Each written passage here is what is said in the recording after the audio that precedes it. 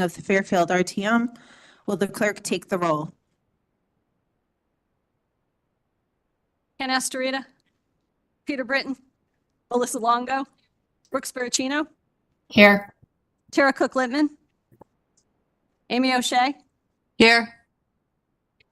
Dave Rock, Here. Chris Shea, Mike Cardigan, Jeff Steele, Cindy Waldron, Cindy Wapnitsky, Laura Carson, Michelle McCabe, Marcy Spallier, Here. Liz Esma, Josh Garskoff, Kristen O'Neill, Sharon Pastilli, Jay Walk, his son, Jennifer Barahona, Rob Blanchard, Nancy Donnie, Andrew Graceffa, Steve Barretts, Jonathan Delgado, John Kuhn, Here. Scott Nickel, Carrie Burcham, Here. Chris Carroll, Colin Colburn, Christine Ludwizak, Drew Georgiadis, Lisa Havey, Here. Mark McDermott, Here.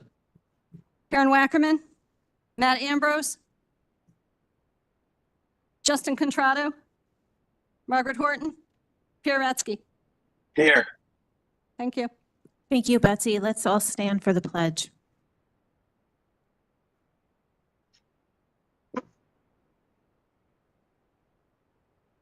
Pledge allegiance.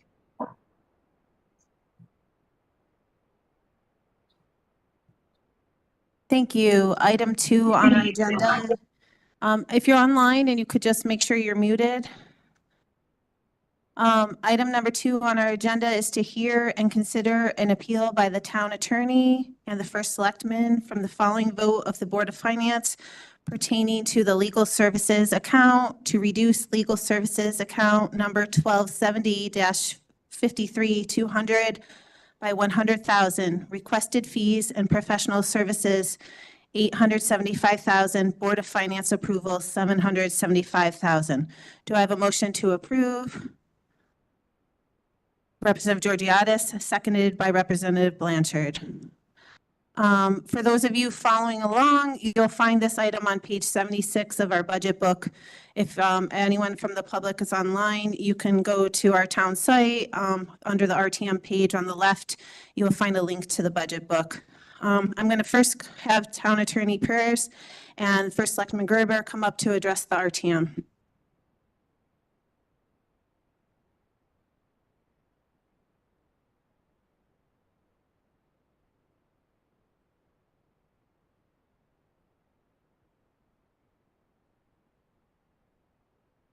Thank you, Madam Moderator. Thank you, RTM, for listening to our appeal. It's been 18 years since we have revised the charter. As we're all aware, there was an attempt to revise the charter last year. A lot of hard work was done. A lot of money was spent. Ultimately, there was one question which ended up failing at the ballot box, but there were many things within those questions that, had they been broken out, I believe would have passed.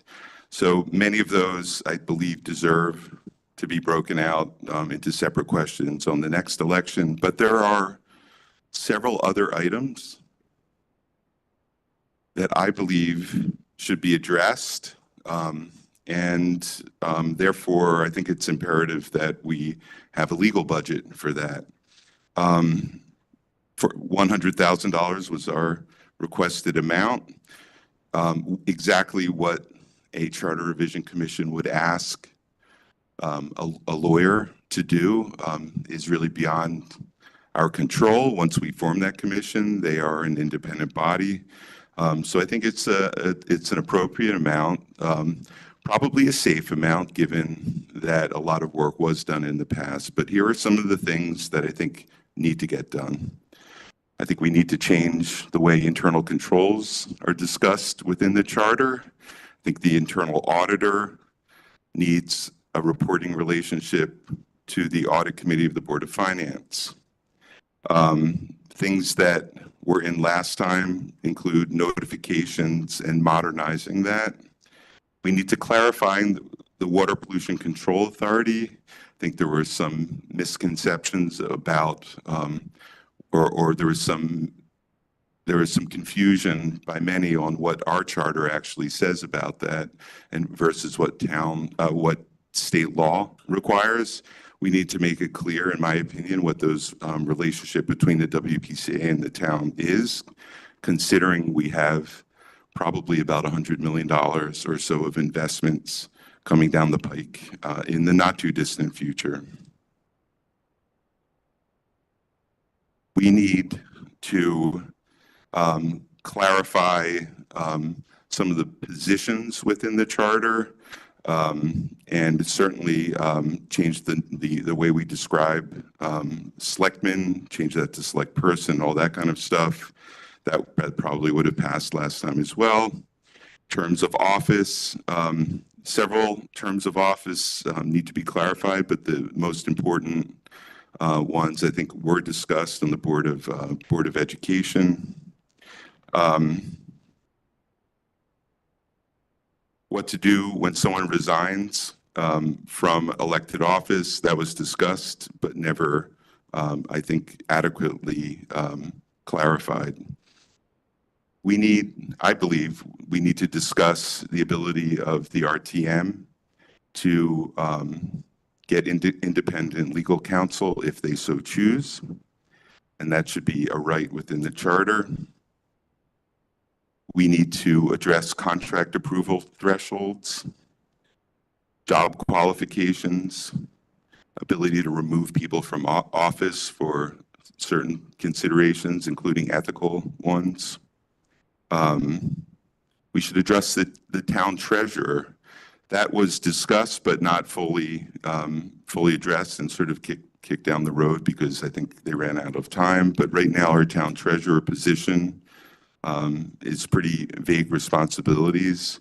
They're asked to sign off on bond issuances, but they're not an integral part of the administration. So it's a strange request to ask someone to put their signature on something that they're not involved in year round. We have issues, I believe, on the Ethics Commission that need to be addressed. I believe it's become too political. We should depoliticize it and have equal representation or no ability for one party to have a majority. We do need to address capital planning as well. We have a deficient capital planning process, and I think we should have a requirement that would require the town to do significantly more work within a stipulated time schedule for a well thought out capital plan. The compensation issues that we've seen recently, I think, are the result of vague or inadequate oversight over what the first select person has the right to do and what the Board of Selectmen should be voting on. And I believe that should be made very clear in the charter. So, and there are many more things.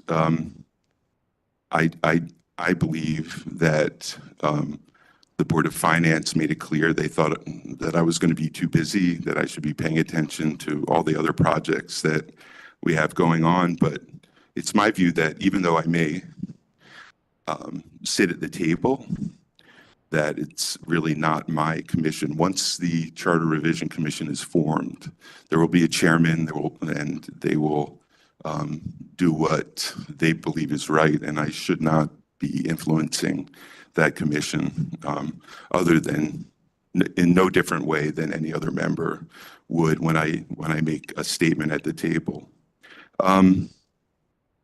And that's really it. Phil, anything you want to add?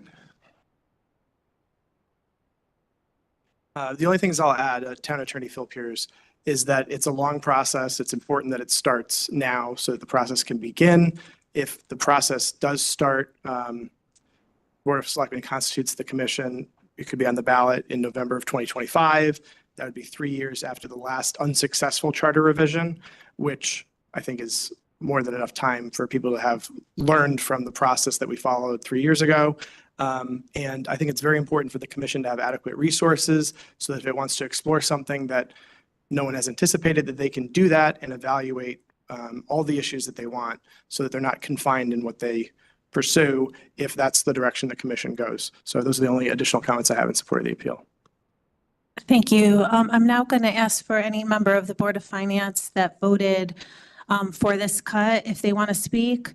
I believe we have Mr. Walsh here. I don't know if he wants to speak to this cut or if anyone is online. Mr. Walsh, do you want to speak? Yeah, thank you.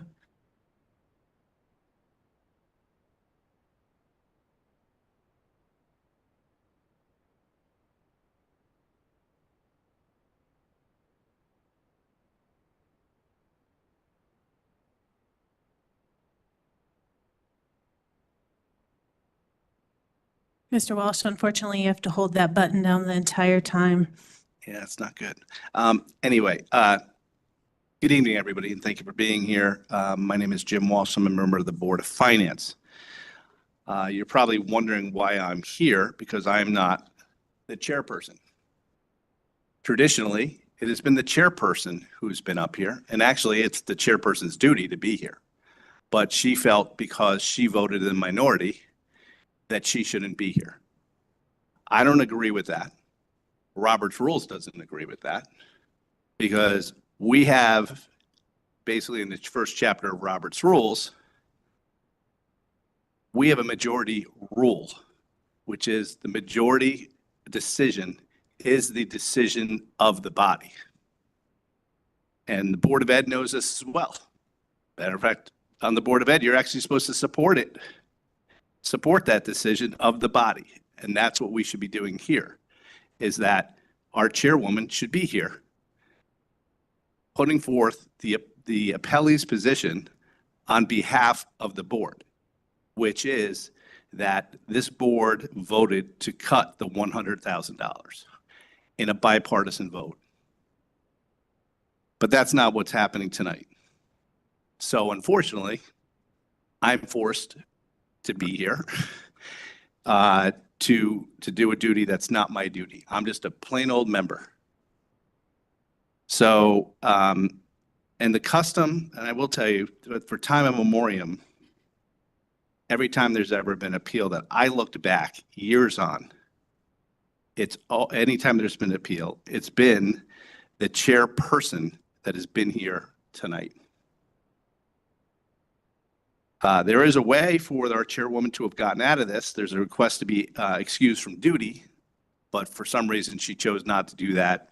I have to say that on our body, Robert's Rules is kind of falling to the wayside. All right, let's get down to the decision itself and why it passed our body.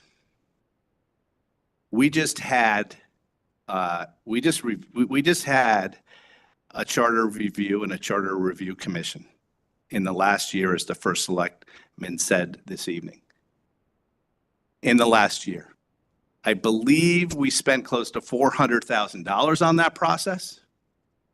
A lot of money to the taxpayer, a lot of wasted money with the way that went down.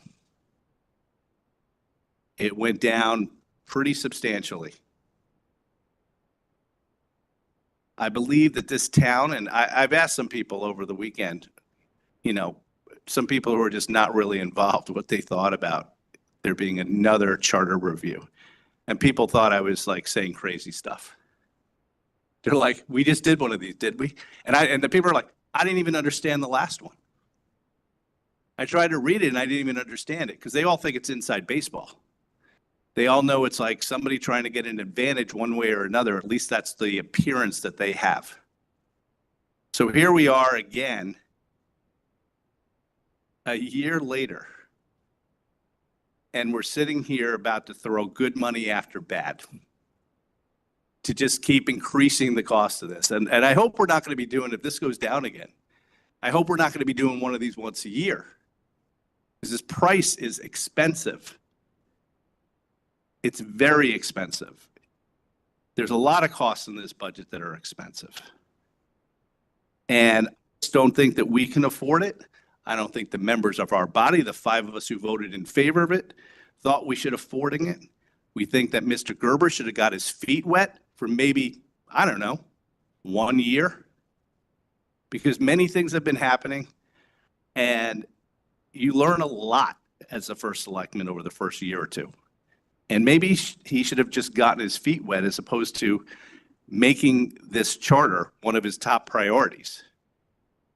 So it's just, many of us just looked at it, we're like, with all the things we keep hearing from the administration when we're on the Board of Finance, especially during the budget, and I'm sure you've heard it too. All the different priorities. There's a zillion priorities, zillion of them. And some of them actually were talked about tonight, like strategic planning. Does that need to be in the charter? Can't the first selectman work with the Board of Finance and the Finance Department to do a strategic plan on a capital plan? Like, we have to let that be in the charter?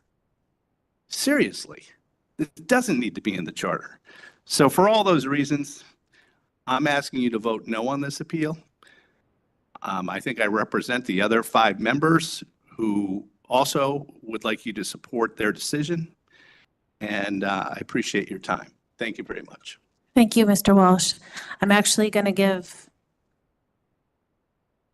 the opportunity to any other Board of Finance member that, if there's any online that voted for this cut. I don't believe there's any online, but if you're online and you want to speak and you're a member of the Board of Finance that voted for this cut, you can just put it in the chat. We do have Mr. Curley here from the Board of Finance who voted against this cut, and I'm going to let him speak now. Yeah, thank you very much. Craig Curley, member of the Board of Finance. I appreciate Mr. Welch's comments regarding the position of the board. I understand and respect the process, and I respect that he shared his views, which were representing the majority on our board. But I wanted to take a few minutes to just address a couple of things with respect to the minority position on the Board of Finance with respect to the budget vote on this item. It was a 5-4 vote, so it wasn't 9-0 or 8-1. It was as close as it gets in a 9-member board, right? So I think there are some things that were discussed in our meeting, and certainly things that have been discussed by this body. Many things were addressed in the April 12th memo that the administration prepared to make this appeal. And I think it's important to note a few of these things. One, it's been 18 years since the charter was revised. It is a living document that does need to be addressed by state law at least every 10 years. So we're way behind. I think it's clearly has been in the past and should be in the future a bipartisan issue to make sure that the charter is addressed and modernized along with the government. Clearly, there was a lot that the previous Charter Revision Commission accomplished. There was a lot of good work there, and there were a lot of good things that came out of that work that can be leveraged to the extent that this next commission chooses to do so, and I fully expect that they will, if this committee is funded, formed and funded. So I think it's really important to recognize that there were a lot of good things that came out of the last commission, Charter Revision Commission, that were lumped into one question. And ultimately, that was a fatal flaw of the previous work effort. And I think Mr. Gerber addressed the fact that an omnibus question can be avoided. There are a lot of things that can be cafeteria style selected. I don't think it's asking too much of our town residents to educate themselves on what's important and what's not. And all of that happens with this commission or this funding being available to the committee when or if it's formed.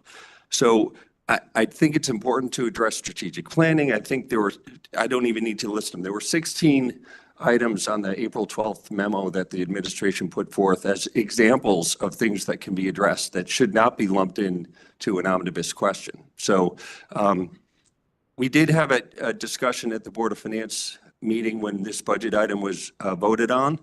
And yeah, it's not a straightforward 9-0 or 0-9 issue. So I respect your positions. I think you guys you are all fully informed, and I respect your vote. So thank you. Thank you, Mr. Curley. Any other members online that would like to speak? This is Amy Ruggiero. Can you hear me? Yes, thank you, Ms. Ruggiero. Hi, this is Amy Ruggiero. I'm a member of the Board of Finance. I would like to first start by thanking Mr. Walsh for stepping up and representing the majority here and taking the lead. I really appreciate that. I feel like this money should have been reduced from the budget. I think that based on all the number of priorities that have been discussed, I think that there should be some time to figure out what needs to be done.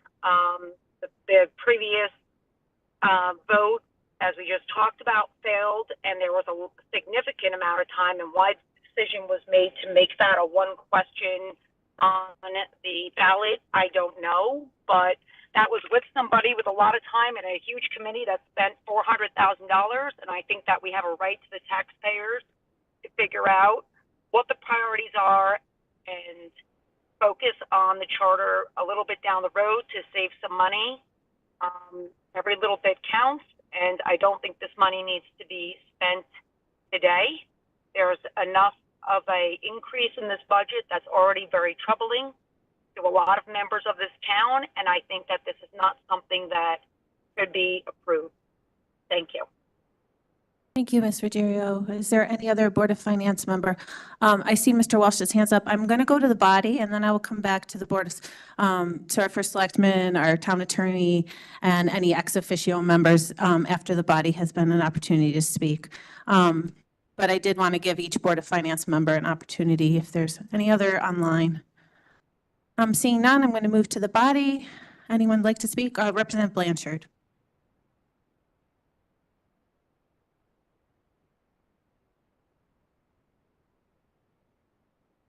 Thanks, Madam Moderator. Rob Blanchard, District 6. I will be supporting the appeal, but I do think that the next iteration should be a bipartisan and collaborative effort to modernize our government. And in doing so, I think we can build on a lot of the progress from the last iteration of the Charter Revision Commission, and therefore, should this pass, I'll be making a motion to make a cut. Thank you.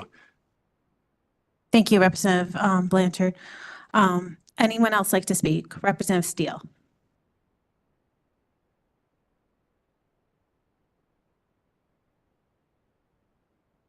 Thank you, Jeff Steele, District 3. If I collapse here, it's because my back is about to go out. I got a little too ambitious yesterday in the weight room. Spending a lot of time in this room for the last 3 weeks. So just commenting on this issue. First of all, my opinion, I made it clear at the committee meeting, we absolutely need to do this. Meaning we need to look at this charter and go through a revision. There's no doubt. And I am not in agreement with how we did it last time. I think the omnibus was bound to fail. That's my opinion then, it's my opinion now. But this has to be tackled. We've put a lot of time and effort into it. It seems, I guess my original thought is, if we're just revising it and we're just gonna, cut up the different pieces and put them before the voters again, I can't imagine this costs $100,000, maybe not even $50,000.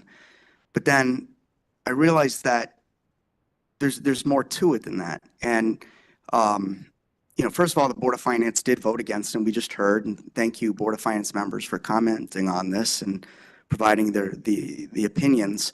But I think there's reason to pause on approving tonight. Again, I'm in favor of doing it. I believe pushing it back, and we've heard some of the comments already, I think it's important that we let the first selectman not look at things necessarily through the lens of the RTM that he was a member of, but be able to look at it through the lens of the first selectman. And he himself is up here saying a number of additional items he'd like to add to it, which is great. There probably are a whole bunch of items we can add to it.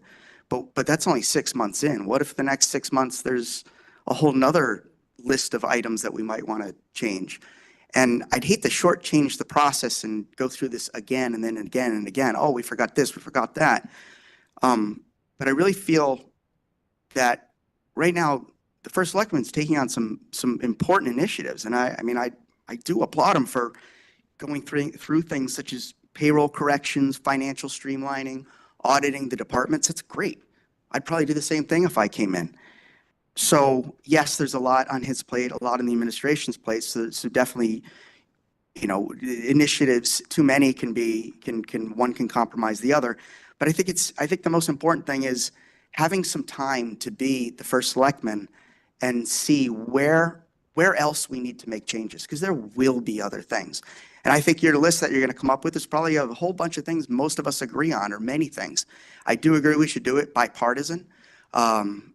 No doubt, and it was bipartisan before. It took a long time, so let's do it.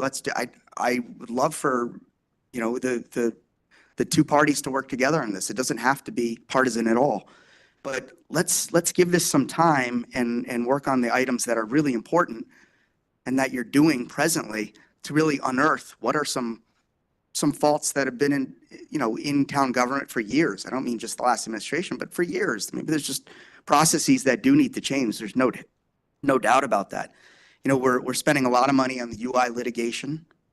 So, you know, maybe we can give the taxpayers a bit of a break right now with all this, you know, the legal spending, at least right now, and take some time to go through this, because things will pop up. There will be other things you're going to want to add to it.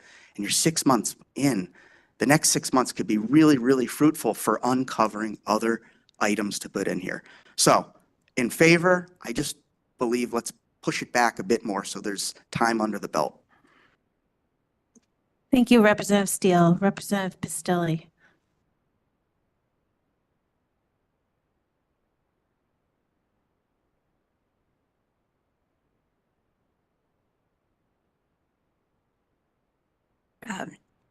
Sharon Pistilli, District 5. Thank you for to the members of the Board of Finance who spoke to this issue. I've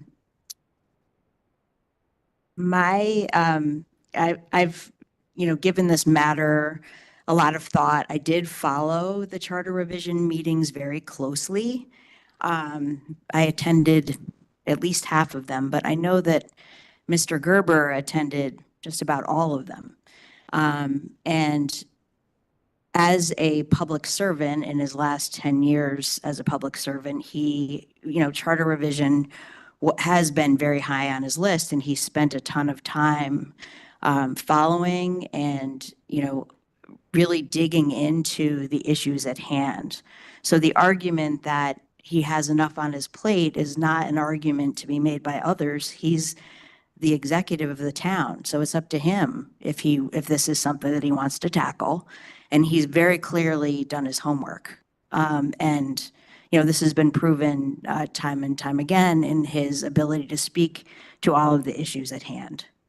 And if it really did cost us $400,000, then bringing it up right away is actually making good use of that money, because time has not elapsed while the information that we have gathered and we've debated is still relevant. Putting it down is flushing $400,000 down the toilet. So now we need to make use of those funds, and the best way to do it is to revisit it. And especially, without the omnibus question, which we all know is, we're all in agreement that that's the reason why it failed. There are some, issues with the charter that need to be remedied right away, and it should be an every 10-year process, and 18 years is far too long to wait. So, Mr. Gerber is the executive of the town. It's his prerogative that this is his priority. From working with him over my last 3 terms and attending many of the charter revision meetings with him, I am convinced from his depth of knowledge that he knows what he's talking about. Thank you. Thank you. Representative Georgiadis. While Representative Georgiadis is coming up, I just want to remind members online, if you want to speak, you need to put it in the chat.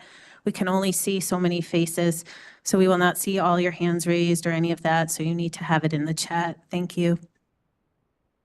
Drew Georgiadis, District 9. Just a couple of things. It's been 18 years, and if we're required by the state to redo it every 10 years, this needs to be done, and it needs to be done now. I think people say that perfection is what gets in the way of progress. So let's not wait for perfection, because again, it's been 18 years since the last time this living document was revised. So I'm going to vote in favor of adding the legal money back into the budget. The money should be in the budget. It was in the budget for the previous administration. That's where the money needs to be in a line item. And that's it. Thank you. Thank you, Representative Georgiadis. Any other members of the body wishing to speak regarding this topic? Representative McCabe.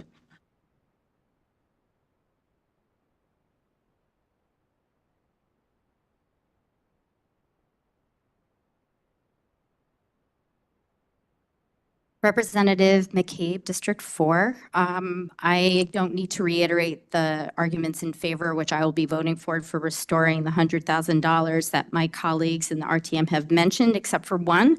I do want to remind the body that it's going to be over a year from now when we actually are seeing this on the ballot. So it's expected to be on the 2025 ballot. This isn't something that is expected to be completed in a short period of time, which, even though I concur with Representative Pistilli that First Selectman Gerber has had a lot of experience with this charter.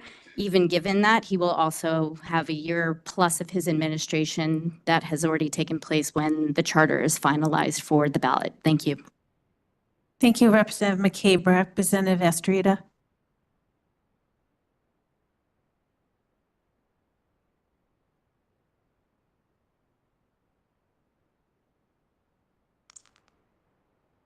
Thank you, Madam Moderator. Ken Astorita, District 1. This was kind of an interesting one for me as I was thinking about it. And the first thing I did is I just looked at the math, right? And we're actually talking about 0.0002% of the budget. And so then my first inclination was, like Representative Steele and like some others have said, yeah, I think this is something that needs to be done and is, in the long run, would be a worthwhile expenditure of funds. But there was another part of me that said, okay, well, you know, if Ken Astorita was running the town, what would I do? Because, you know, we do have a fiscal responsibility to the taxpayers, even if it's only over a matter of, you know, $100,000, 0.0002% of the budget. And what I would say is when you have a lot of priorities in a large organization like this town, it probably means you don't have any priorities, right? Because everything can't be a priority. And when you're running a large organization, you need to focus and pick on those small number of things where you can have the biggest impact very quickly. So when I look at an expenditure like this, I would take a step back. We just did this a year ago. It did not pass. I think it's probably advisable to let the dust settle for a little while, whether that's a year or two, whatever that may be. I don't think the experience that we learned from the last go-round is going to completely go away. And I think it's just a better look for the taxpayers in this town to say, hey, okay, they just voted this down. We spent $400,000 on it. Let's take a step back. Let's wait a little while. Let's learn more. Let's focus on some of the other priorities that we have set for the town before we start spending money on this project again. Thank you. Thank you, Representative Estrada. Is there anyone else from the body that would like to speak regarding this topic? Representative Zezima.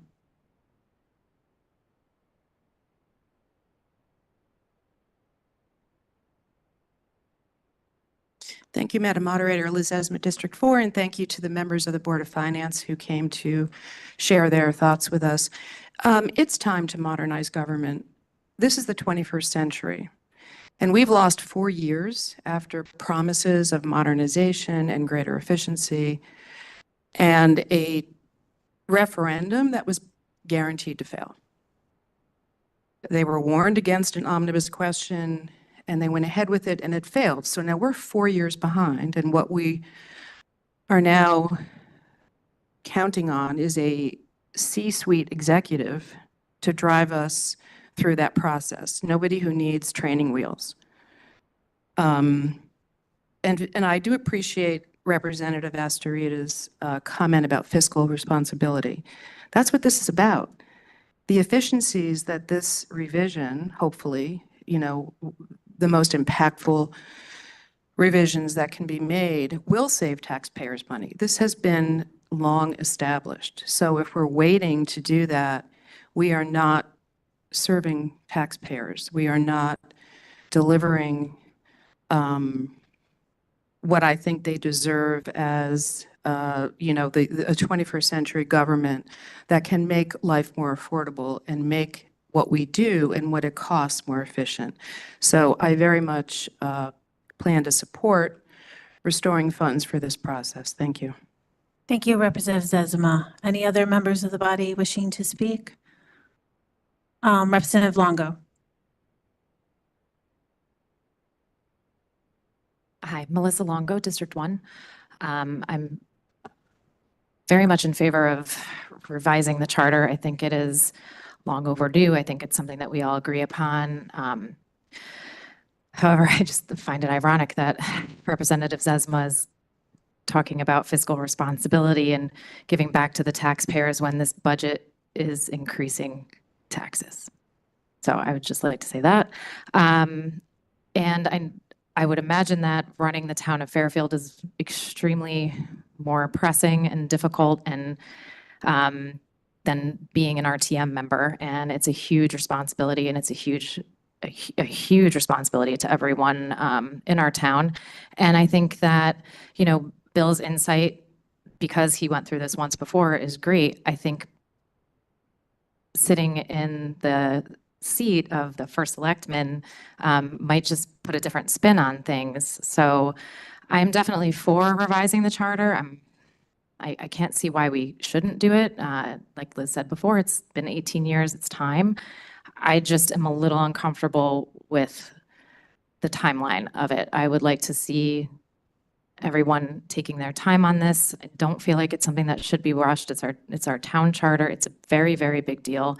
And I just want to make sure that we're doing this, the process, due diligence, the proper formatting, the issues that we're looking at, and, that's it. So I think a healthy debate is normal for this subject. It's a very big deal. And so I think it's good that we're all taking it very seriously and we're all asking the questions that need to be asked. And I just hope that regardless of the outcome tonight, that when we do in fact revise the charter, that it's going to be better and stronger than it is now. Thank you. Thank you, Representative Longo. Any other comments? Representative Shea.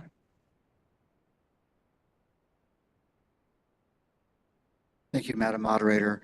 Chris Shea, District 2. I really value the process that we have here in the town with the Board of Finance.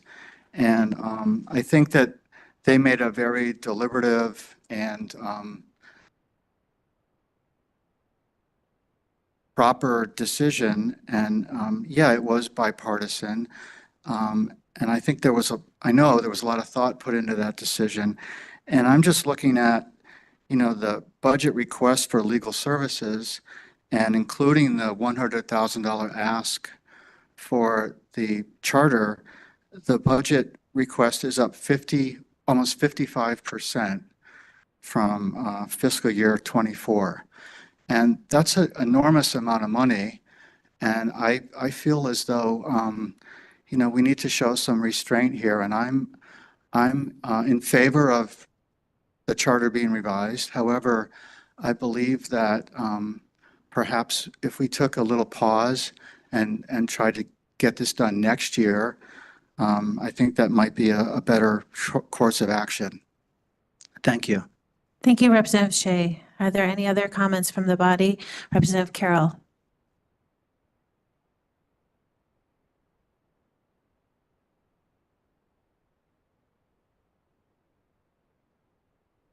Thank you, Mike. And Madam Moderator, Chris Carroll, District 8. This is my first year on the board, and so a lot of these processes are enlightening, coming out of 40 years of business. And a couple of the things that I've heard have struck a chord with me. I trust that when Liz, who's been through this, explains that this actually in the long run saves money, I believe that. I believe that any work like this does need to be taken seriously. I agree with you all. And I keep hearing, we need a pause. Till when? Give a plan. If you don't like the plan as it's being presented, let's not just shoot it down. Let's figure out what the right plan is and when we can do this. And I haven't heard why. Bill's a smart guy. You know, in business, you get a lot done. You multitask. I can appreciate that Bill's going to be able to lead this. And as Bill has pointed out, he's not doing it. That's what the commission does. We don't do it. The commission does it. So it sounds to me like it's something everybody agrees needs to be done.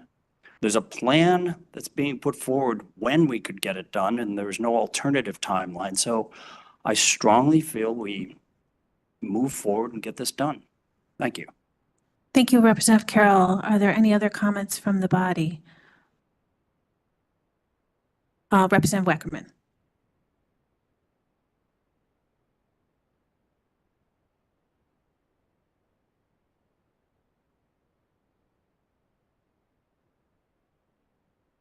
Karen Wackerman, District 9. I just wanted to clarify something Representative Shea said. It sounded like you said the budget was up by 55%, but maybe you meant the legal budget, right? Oh, okay. I just wanted to make sure we're clear on that. Okay, thanks. Thank you, Representative Wackerman. Online, we have Representative Rock.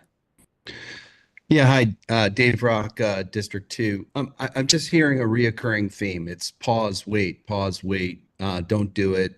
We've got to wait. And, you know, Bill's been in his first year and he can't handle it. He can't do it. I actually just, I think the opposite. I think that, you know, if Bill is coming in and asking the RTM to put in the 100, let's go for it, you know, and if, you know, I think Bill's a smart guy. He knows what he's doing. And I think that, you know, look, that Brenda started it and there was a lot of great work done there. Let's continue it and let's get it done. You know, as Drew said, it's been 18 years. We need to get this thing done and we need to not pause. Thank you. Thank you, Representative Rock. Anybody else that haven't spoken on the body wanting to speak? Representative Colburn.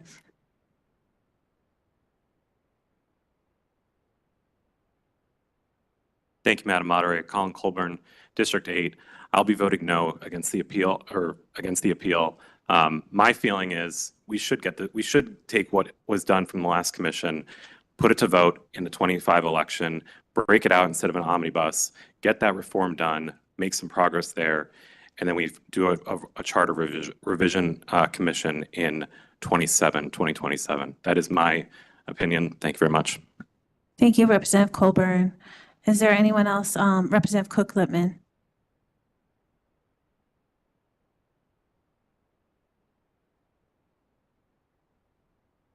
Tara Cook-Littman, District 2. I just want to say, in line with what everyone else has been saying, it doesn't seem like waiting does anything for our town. It stagnates our town. We need to keep this moving. We've already done so much. Why wait? As First Selectman pointed out, this won't be voted on until 3 years after the last one was voted on. So how much longer are we going to wait? It's time. And then just to the point that was made just before about just taking the omnibus and splitting it up and letting folks vote on that, I think that would be a serious mistake because it has been a couple of years and things do change and we have learned. And so I think to just take what was voted down and split it up is still not moving forward, that there needs to be a commission, there needs to be reconsideration. It will be a bipartisan effort because of the makeup of the commission, and just waiting is going to do nothing for us. Why would we possibly wait when we've come so far already? Thank you, Representative Cook-Littman. Anybody else that has not spoken yet from the body? No. Seeing none, before I go back for second comments from the body, I am going to see if Attorney Pierce or First Selectman Gerber want to address anything. If not, I'll go to Mr. Walsh, who's had his hand up for a long time.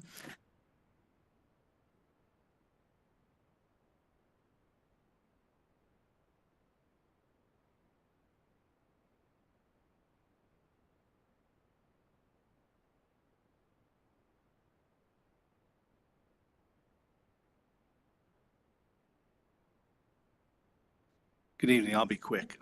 First of all, I'd like to say that Mr. Curley is a friend of mine, so this is nothing personal. I think you're one of my favorite people on the board, so I just want to just want to say that before I say what I'm going to say. But I think I do. And Bill and I get along very well, and we often vote the same way. And he's been a breath of fresh air onto our board, so I respect his opinion. However, I think I do object a little bit to him being able to come up and speak, because I think this body needs to discuss how they want to hold their appeals, and I think these should work with the town attorney, who I respect very much as well, Mr. Pierce. During an appeal, this would be like Mr. Pierce. We've talked recently about appeals. You do appeals as part of your job, and I've done a number of appeals as part of my job. And if I'm representing the appellee and do the appellee's brief, I don't come up and say, you should support the appellant's brief to the judge. Like, you should support those positions.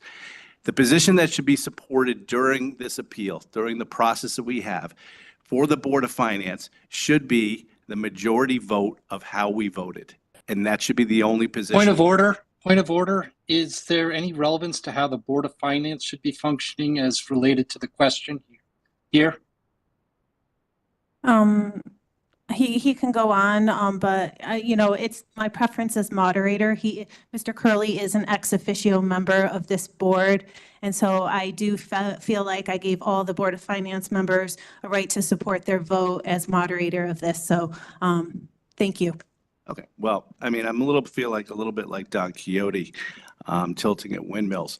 I understand that there's 31 votes up for the Democrats, which I presume most of them will go towards supporting the appeal, and there's only 9 for the Republicans, which who knows whether we'll even get all those. So I don't want to waste a lot of time on this.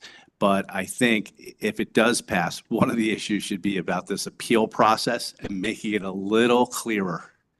Because it shouldn't be like every single member of the Board of Finance gets to come up here and re-argue their positions that we argued at the budget.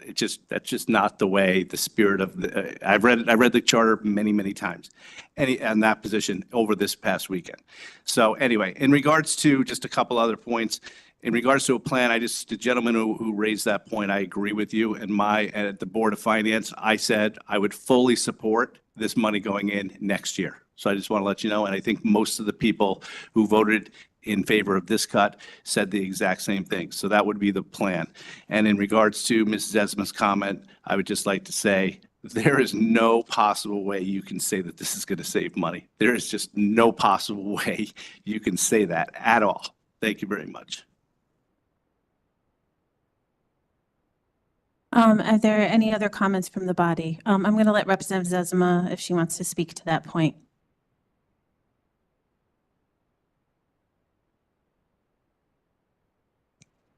Liz Esma, District 4, with all due respect, Mr. Walsh, there's no possible way you know that it won't. And we wasted hundreds of thousands of dollars on this process, carried out in such a way that, as I said earlier, it was practically destined to fail. So we've already wasted a lot of money. Not repeating that mistake would actually be a savings by comparison. But there are certainly areas of this charter that could create efficiencies that would save money.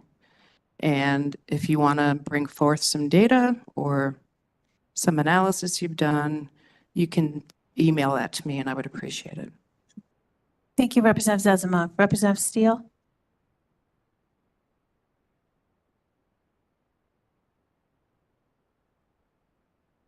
Jeff Steele, District 3. Just addressing a couple questions from people earlier about we're just pushing this off and the timing. I was thinking a year, so a year in office.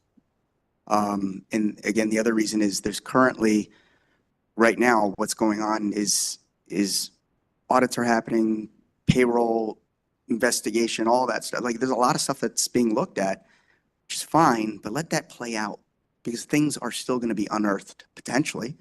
I don't know for certain, maybe not, but let's see how the current kind of look through will, what that will turn up, if anything. And then there may be things that we can put in to enhance the charter through that process as well. And I like Craig Curley too. Thank you, Representative Steele. I think we can all say we like Craig Curley. I do just want to make a comment of my own before I go on to members again for a second comment. I think it's really important that we vote for this year. It needs to be in a local election. And that was a mistake that happened prior. We had it during a state election and not a local election. And this is a local matter. And last time it was very confusing because it was on a question similar to like when we voted on early voting. And so I think that was really confusing for residents. And so I think it needs to be on a 2026 or a 2028 ballot. And so if we're looking at postponing this by a year, that's not going to sit right. I also think we need to address new items. Our first selectman has said that there are new things he wants to address in this charter revision. So it's not just a cut, copy, paste. And I just want a timeline as far as getting used to office. He'll have been in office. He said he wanted to start this in September of this year. Our budget, he'll have been in office for 10 months at that point. I think that that's a good leg to stand off. That's about a quarter of his term in office. And I think that gives him a good bearings for when he can get started on this work, even though it's going to be the commission that does most of the work. I'll let any other have second comments. Are there any in the chat? I'm going to go to the public. If there's any public. Oh, I'm sorry. I'm going to go back to Representative Rock. Yeah, hi, Dave Rock, District 2. I think it's a great balance when you've got an RTM who will, in effect, defy the Board of Finance and their majority vote. I think it's good governance, and I think that it's smart. And when Bill comes in and says he'd like to appeal and put the 100 back in, and that the RTM possibly will support that, that's good governance. And so I just wanted to make that comment. Thank you, Representative Rock. Any other members of the body? I'm going to go to public comment. If there's anybody online that would like to speak to this, or any members out in the public that would like to speak to this, if you're in the public, you can come up, state your name, your address, and you have 2 minutes to speak. I'm just going to wait a minute to make sure there's nothing put in the chat.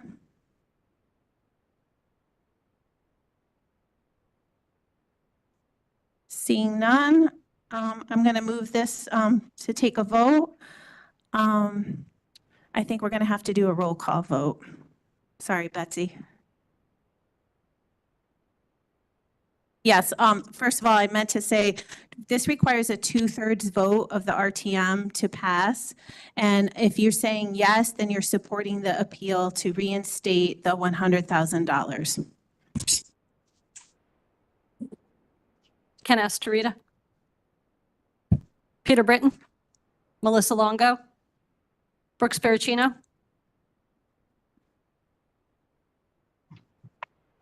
Oh, no. Tara Cook Littman, Amy O'Shea, No. Dave Rock, Yes.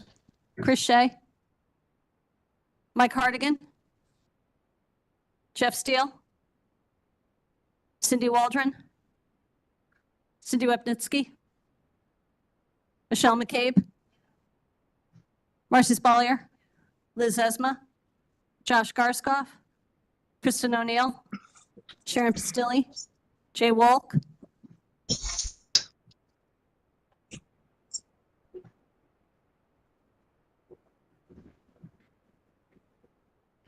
That's a yes for Jay Wolf. Jennifer Barahona, Bob Blanchard, Nancy Donnie, Steve Barretts, Jonathan Delgado, John Kuhn, Yes. Scott Nickel, Carrie Barcham, Yes. Chris Carroll, Colin Colburn, Christine Ludwizak,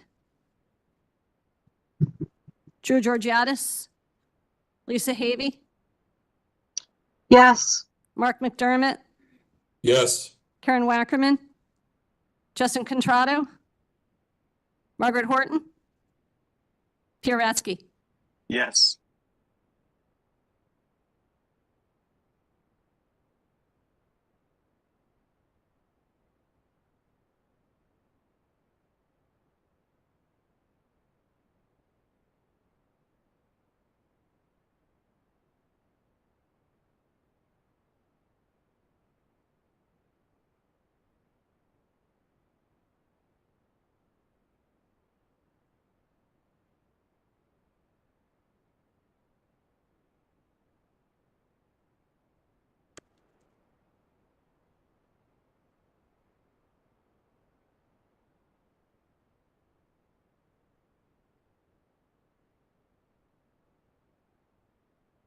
Motion passes 30 in favor, 9 opposed. Thank you. Thank you, everybody. We're going to move on to item number 3, which is to consider and act upon self-supporting funds in the amount of $10,484,594 for the Water Pollution Control Authority for the fiscal year of July 1st, 2024 through June 30th, 2025. Do I have a motion to approve? Representative Wackerman, a second by Representative Carroll. Is there any discussion on this item? Again, if there's anybody in the chat that wants to put in their name.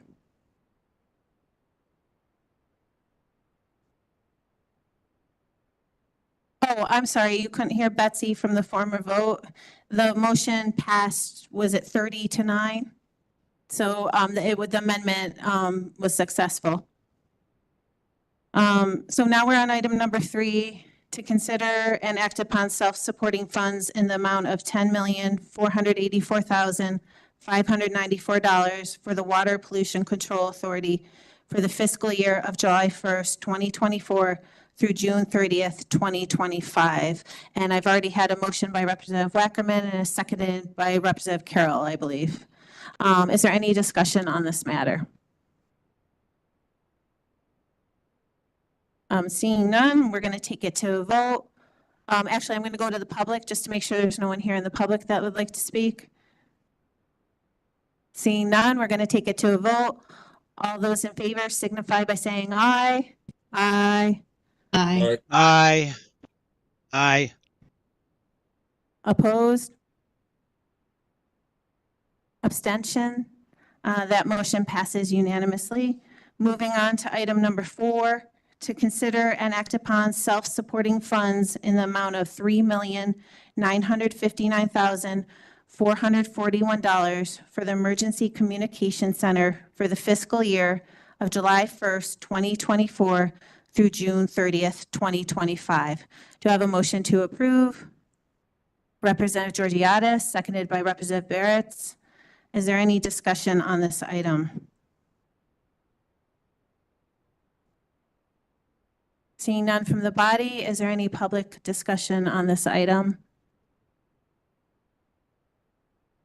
Seeing none from the public, we'll take it to a vote. All those in favor signify by saying aye. Aye. Aye. Opposed? Abstentions? That motion carries unanimously.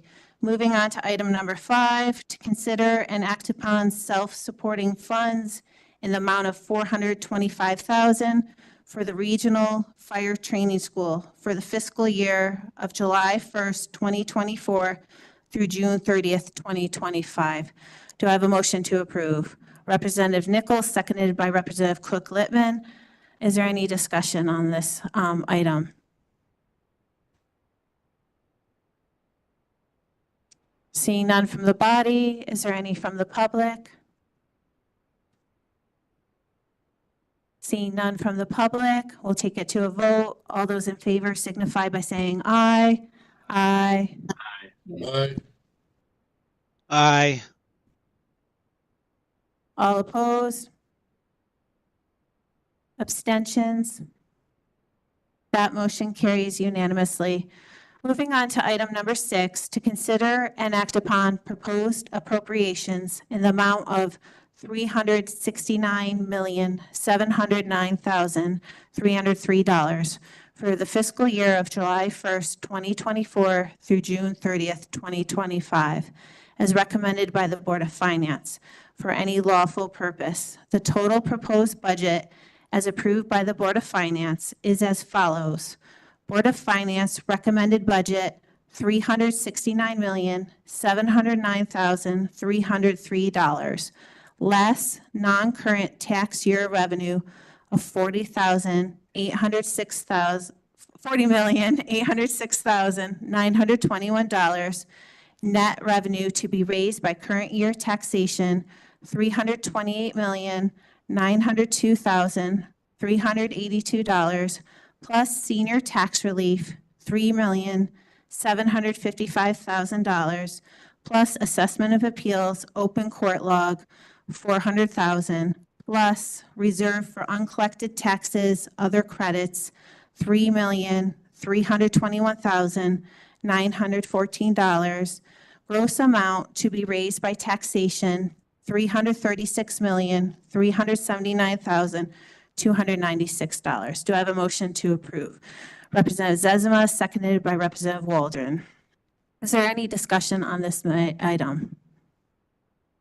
Representative Blanchard.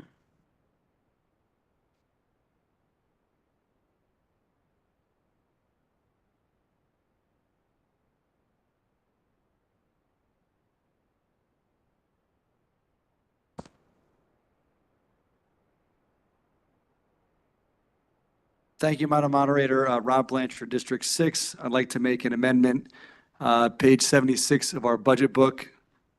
In the legal services budget, I propose a cut of $25,000 in budget line 53200, fees and professional services. Thank you. Do I have a second? Representative Carroll. Representative Blanchard, you can go up and if you want to stay up there to just discuss why you made that motion. So just to reiterate for everyone, page 76, budget item line 53,200, fees and professional services on the legal service budget. He's proposed a cut for $25,000. Yeah, as I said in my comment for supporting the appeal, I think there's a lot of good work that everyone mentioned was done already. And why reinvent the wheel where if we don't need to? So let's build on some of that progress and reduce some of that expenditure where we can and keep things a little more affordable. Thank you, Representative Blanchard. Is there any other discussion on this amendment? So if anyone online has any comments on the amendment to cut $25,000 from the legal budget, just put your name in the chat.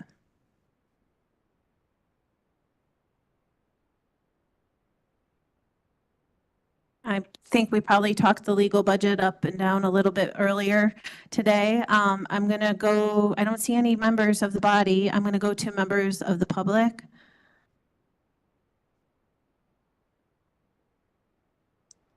Seeing none, I'm going to take it to a vote. So right now we're voting on a motion to cut $25,000 from line item 53,200 of the legal service budget. Representative Shea. Yep, point of order.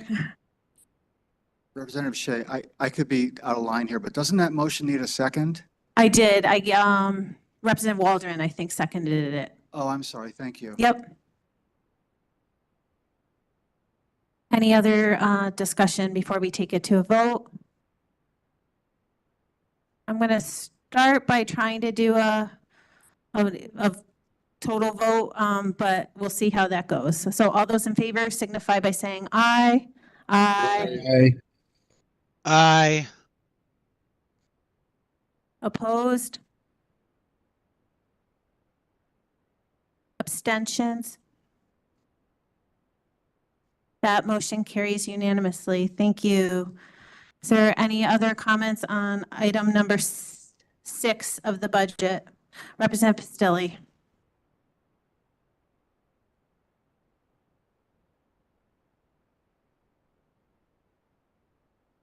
Sharon Pistilli, District 5. On page 83 of the budget book, line item 52100, health self-insurance.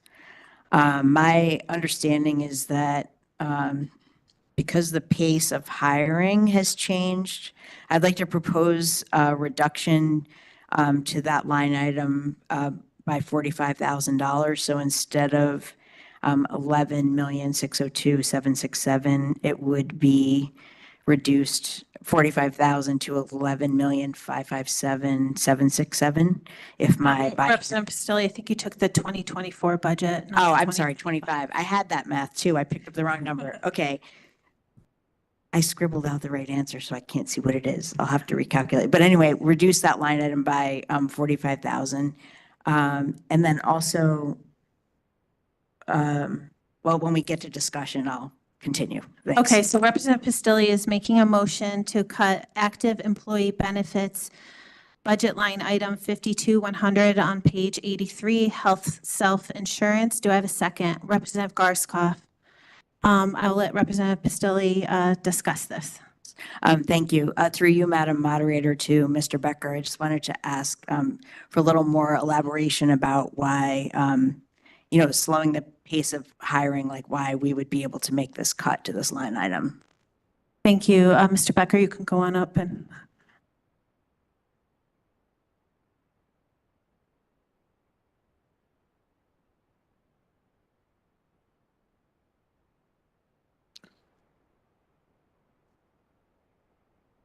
David Becker, interim CFO. So we've got $214,000 that's budgeted across the new positions, which totaled 8. So at roughly $17,833 a month, going out about figuring 2.5 months on average, it comes out to just shy of that 45,000. We do believe that that would be sustainable. It's not like all of the employees in the new count are going to be hired right on July 1. And particularly in that July starts in the summer, so that's a little bit tougher of a time to onboard people. So an average across all 8 of them of roughly 2.5 months is certainly plausible. So within a line like that, we should be fine. Thank you. Thanks, Mr. Becker. So I did a little quick math, and my friend Representative Shea helped me with the quick math. So it would that line item would then be $11,055,638. Thank you. Is there any other discussion on this item?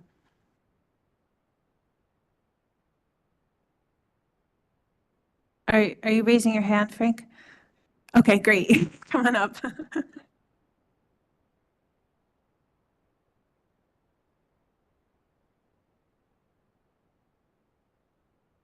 Frank McNeary, Budget Director. Yeah, this is just mechanical. So the Board of Finance increased what you see in your budget book by $63,847. So that would have increased the original number to $11,164,000 thereabouts. So with this $45,000 decrease, the new number would be $11,119,485. Thank you. I did all that math for nothing. Math is hard. Representative Estrada? If you have a question, I would just prefer you go up so other members can hear online. Thank you.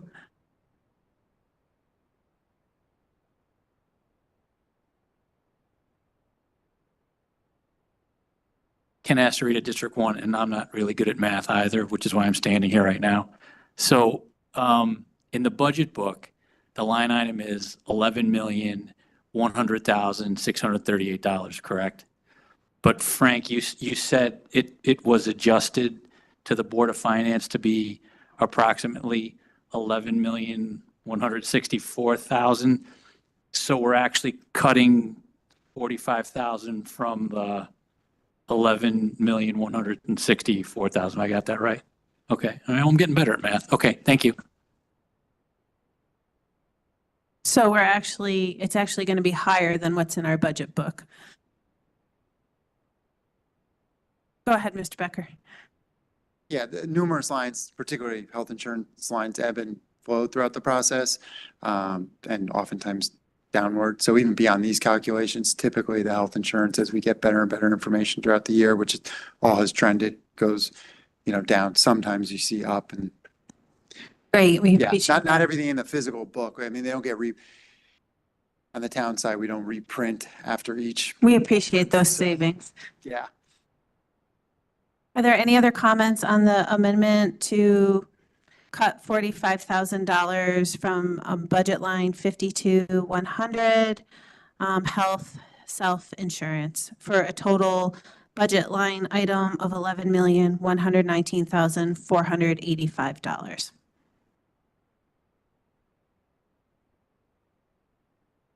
Seeing no other comments, are there any public comments regarding this motion? Seeing none, we're going to take it to a vote. All those in favor signify by saying aye. Aye. Aye. Aye. All opposed? Abstentions? That motion carries unanimously. Thank you. Any other comments? Representative Steele.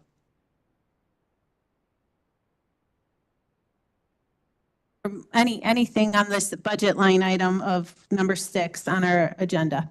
Thank you. Jeff Steele, District 3. I'd like to make an amendment as well, with the theme of trying to be fiscally conservative, as it seems several members already have held to that theme, and understanding how we are going to pay people and what we're going to pay people.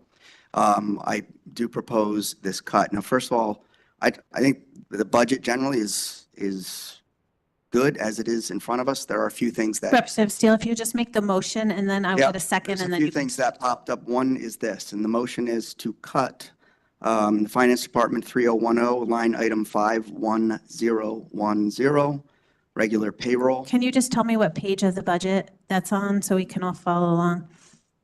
Sure.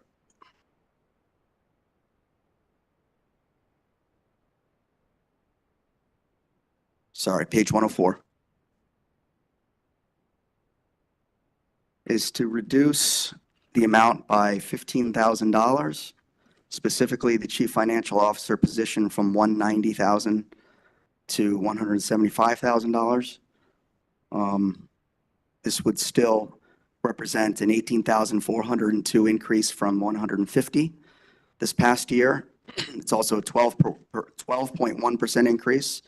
We were given comps, a couple of towns, Greenwich and Westport, two of the wealthiest towns in the entire country, as well as Norwalk, which is 95,000 people at 185,000. But there were some other comps that weren't given, such as the Danbury, which also has 86,000 people. That's Representative Steele, I'm sorry, I need a second before we really discuss this. Do I have a second? Representative Estrada. 3 other comps. Trumbull, it pays their CFO $162,500. Ridgefield, $166,000. Stratford, $125,417 for someone who has 30 years of experience. So I'm just going over a couple of other comps that we didn't receive, because we received one for, as I said, Westport and Greenwich. I know that when we mentioned this at the committee meeting, we talked about a few things and we asked questions and the questions were answered and we appreciate it. We don't really debate and discuss the items, however. And this is a couple items that sort of, seemed a little excessive, but I understand that the new going market rate is 170 to 190,000 for a CFO. I just told you some comps where it's not even that high, but I think we should keep it within the lower end of that range and not even the 170, which is the low, but 175,000. So the proposed cut is 15,000 to a position that has not yet been filled. But that would be my motion. Just to confirm, it's line item 51010, payroll, regular payroll. Is that For Finance Department 3010, yes, regular payroll. regular payroll? Okay. So are there any other comments on this motion? Representative Georgiadis.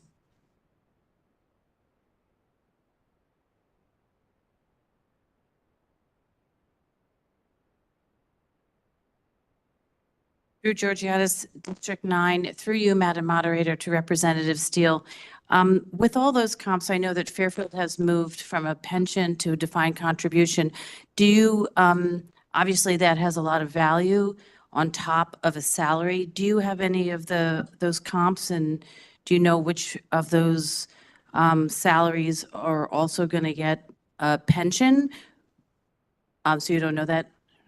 No, okay, because that's a big issue, I think, when you look at a salary, what else comes with it? You could take a lower salary and get a pension, which everybody wants, but we don't have anymore. So, thank you.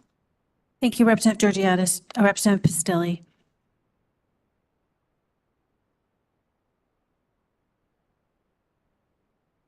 Sharon Pistilli, District 5. My day job is an executive compensation consultant. So I just want to mention that Danbury area is not going to command the same salary level. Like if you look in geographic differentials, it seems like slicing and dicing, but there is a higher premium to being in this corridor than there is to being in Danbury. Through you, Madam Moderator, to the First Selectman, I just wanted to ask about the comps for that job and then like what the 50th and 75th percentiles were for it and the reasoning behind the 190. Thank you. First Selectman Gerber.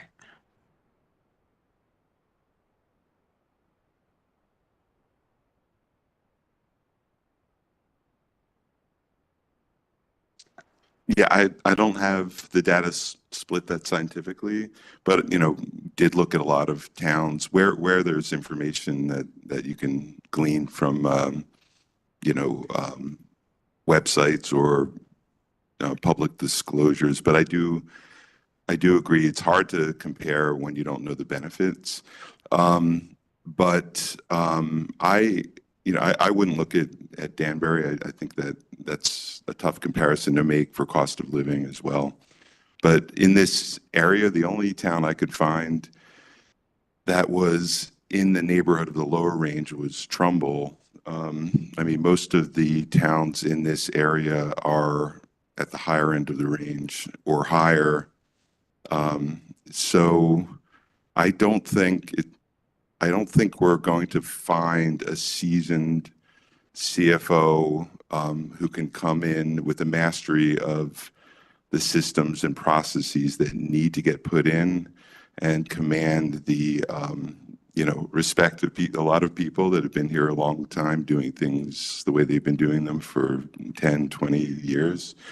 We're not going to get that with a junior person coming off of 10 years of experience. So, it would be really, really difficult. And I think we will get a lot of savings ultimately by having someone, within the market range. Thanks. I just wanted to clarify for everybody, cost of living and cost of wages are two different things. So there's still, even though there is a cost of living difference between Danbury and here, the cost of wages is a separate analysis. And even that, like in my own experience, like this corridor would be a little higher. That's just my anecdotal information. Thanks. Thank you, Representative Pistilli. Are there any other comments on this motion?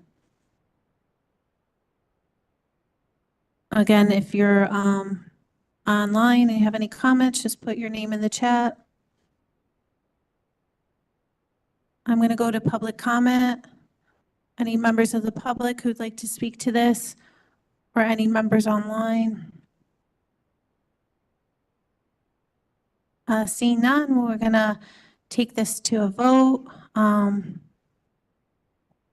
Let's start with a all call vote. All those in favor signify by saying aye. Aye. Aye. Aye. I think we're going to have to do a roll call vote, Betsy. Sorry. Ken Estorita. Oh, okay. Let me just clarify the vote for everybody. I'm sorry. On page 103 of our budget book, regular payroll under the finance, item 3010511010, regular payroll. Representative Steele has made a motion to cut $15,000 from the FY25 budget. If you vote yes, you're voting on the cut. So you're voting to cut $15,000 from this line item. If you vote no, you're not voting for the cut. Thank you. Ken Estorita. Peter Britton. Melissa Longo. Brooke Sparacino. No. Tara Cook-Littman. Amy O'Shea. Yes. Dave Rock. Yes. Chris Shea. Mike Hardigan. Jeff Steele. Cindy Waldron. Cindy Wapniewski. Michelle McCabe. Marcy Spalier. No. Liz Esma. Josh Garskoff. Kristen O'Neill. Sharon Pastilli. Jay Walk. No. Jennifer Barahona. Rob Blanchard. Nancy Donnie. Andy Grisafa. No. Steve Barretts. Jonathan Delgado. John Kuhn.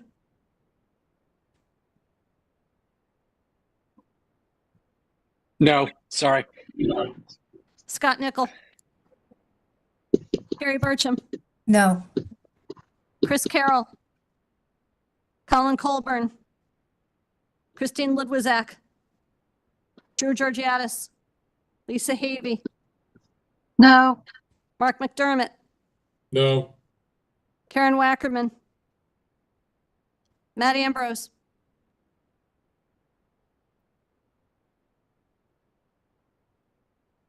Justin Contrado. Margaret Horton. Pierre Ratsky. No.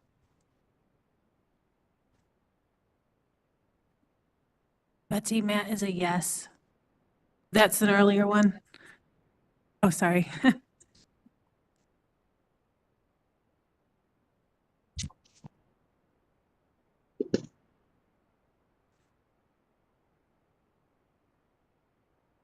Point of order. Yes. Can I change my vote? I Can't change your vote after you've cast it. I'm sorry. okay. I screwed up. Sorry.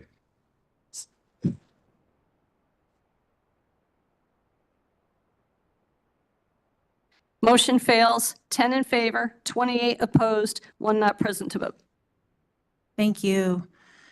Going back to the agenda item, we're back on agenda item 6, I think it is. Are there any other comments on this agenda item or motions? Let me just make sure no one else. Representative Steele, Representative Colburn.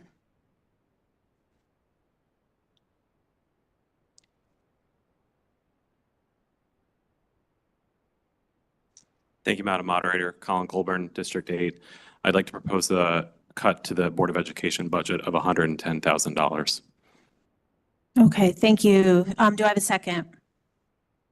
Representative Estorita. So you go ahead and speak to the motion on the table of cutting the Board of Education budget vote by $110,000. Since the 2011 to 2012 school year, the enrollment in the Fairfield Public Schools has gone down about 9.2%.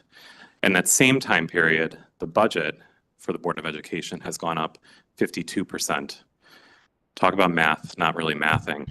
Now, I understand there is a lot of nuance, and I think that the Board of Education did a good job in giving us their reasoning for some of the increases in headcount.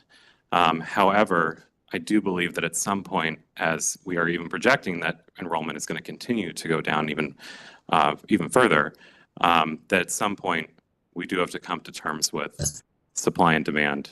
I think it's a pretty simple equation in some cases.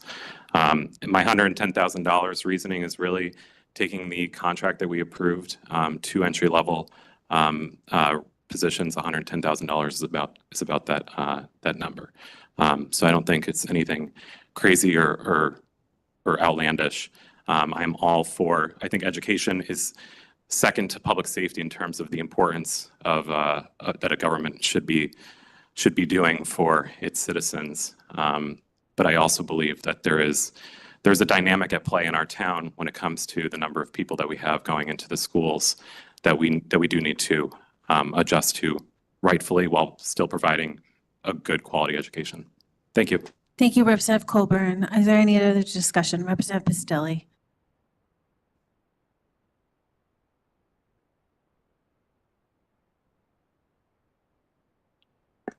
Sharon Pistelli, District 5. I definitely appreciate the observations on enrollment.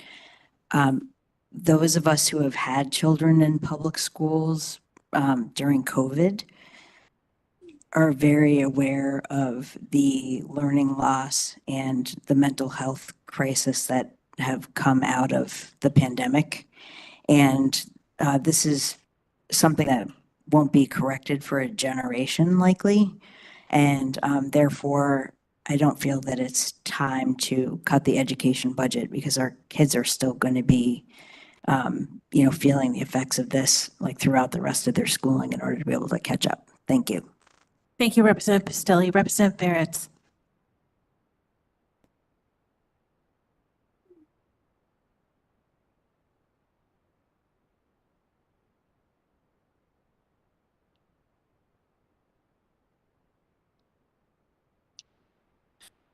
Steve Barris, District 7. I do believe that was 2012 you mentioned. That was the beginning of that. As a public school teacher from 2012 until about a year and a half ago, I can tell you that the job of the public schools, the job of the administrators, the job of the teachers, what services we provide for the students has changed drastically in those 10 to 12 years. And so that increase over that time is absolutely called for. Thank you. Representative Georgiadis.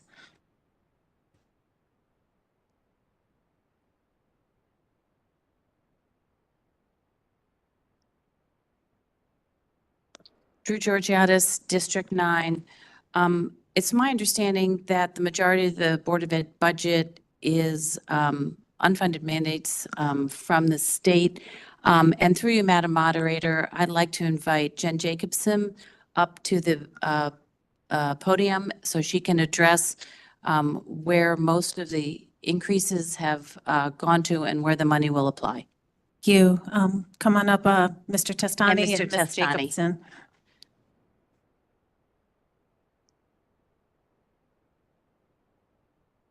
Good evening. Thank you.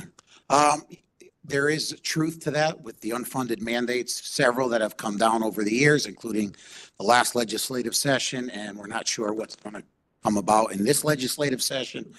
We also settled the teacher's contract, as it was mentioned, that has provided Fairfield Public School teachers with a decent living wage to be competitive at least until our surrounding towns settle contracts in the coming years, which will again slide us to the back of the pack. So the commentary was $110,000 would equal 2 entry-level positions. A first-year teacher with benefits is about $85,000, so it's not 2 positions. And again, we don't usually hire entry-level positions anymore. Most of the teachers that are coming in come with a wealth of experience. We want to compete with a high-quality education, so we do not usually hire.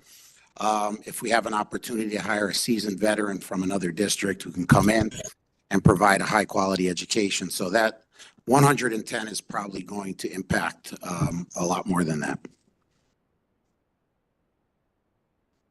Thank you, and thank you for the invitation to come up.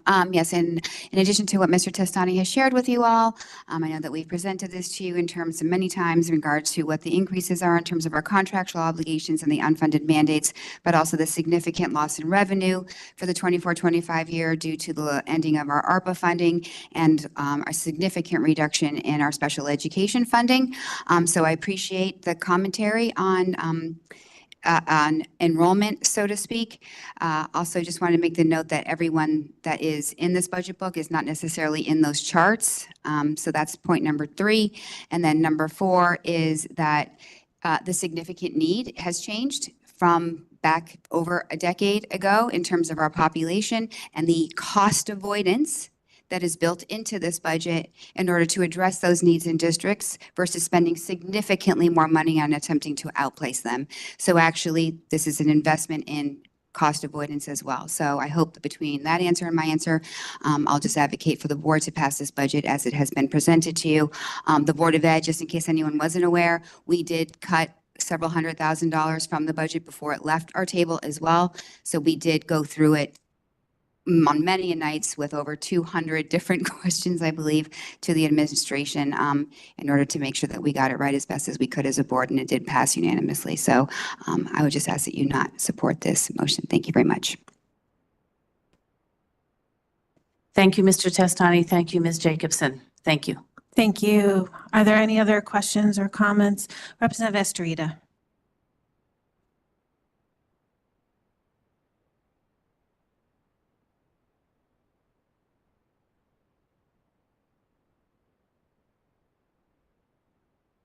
Thank you, Madam Moderator. Ken Astor, 1. Just a couple of comments on this. I think a cut of $110,000 on a budget request of over $220 million, that includes basically a $10 million increase from the previous year, is hardly something unreasonable. I would like to point out, and I think I said this when we discussed this at one of our budget hearings, that the contrast to me is striking. We had the police here before us who basically said they could use a couple of additional officers, but they're very reticent because they understand the budget constraints that the town is under. Meanwhile, with the school board, I mean, this chart says it all. Enrollment goes down year after year after year, but what happens? The budget goes up year after year after year. And I get it. Conditions have changed and the needs have changed and the needs are greater. Completely understand that. But when I hear a comment that, you know, one of the reasons the budget is higher is because we're out of ARPA funds. ARPA funds are not intended to be something that is included in your budget every single year.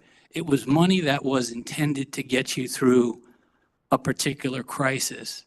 The crisis is over, but this is the problem with these types of budgets. Hey, we got some money, we spent it. We're going to keep figuring into our next budget. And we're going to keep spending that money. It has to stop somewhere. And I appreciate Representative Colbert making an effort to at least draw a line in the sand here.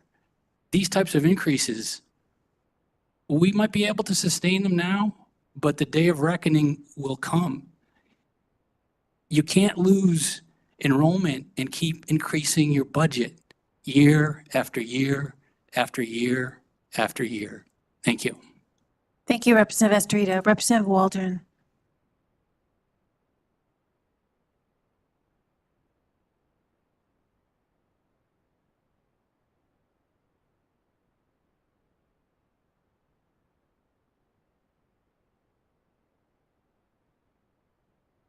I don't even know how to do this. This is my first time. Sorry. Cindy Waldron, District 3. I just have to question a little bit your, comments about year after year, everything declining. No one really knows this, but I used to work at McKinley School, and while I was there, we started off the school year with 3 kindergarten sections and maybe 3 in 3rd grade. And then during the middle of the year, we had to add more sections. So I don't know where you're getting that things are going down, because it seems to be going up in certain areas, and we want to be right. But driving around, I see so many new homes going up. My neighbors have little kids. We don't know down the road where we're going to be. And historically, we went down this road where we closed schools and then had to open schools. So I don't know. It just seems silly to cut 110,000. I think I don't agree with it, and I appreciate all the comments, but I feel this is something that we should not cut, and I support the budget as is. Thank you. Thank you, Representative Walden. I'm going to let Representative Estrada go and just answer the question that Representative Walden. Thank you, Madam Moderator. Ken Astrida, District 1. Just with respect to where those numbers come from, I would refer you to the chart in the school board budget book. It's right here in black and white What and page blue. is that on, Representative Estrada? I don't believe the pages are numbered. Is at the beginning of the book or at the end? No, it's in the support information section. I think it's the 3rd or 4th page in that particular section. And if you look at the chart in 2012, 2013, you had an enrollment of 10,273, and it has basically decreased every single year to where we are projected in 2024, 2025, 9,180. So it's at the back of the book. There's not a page number at the bottom. 143. Thank you.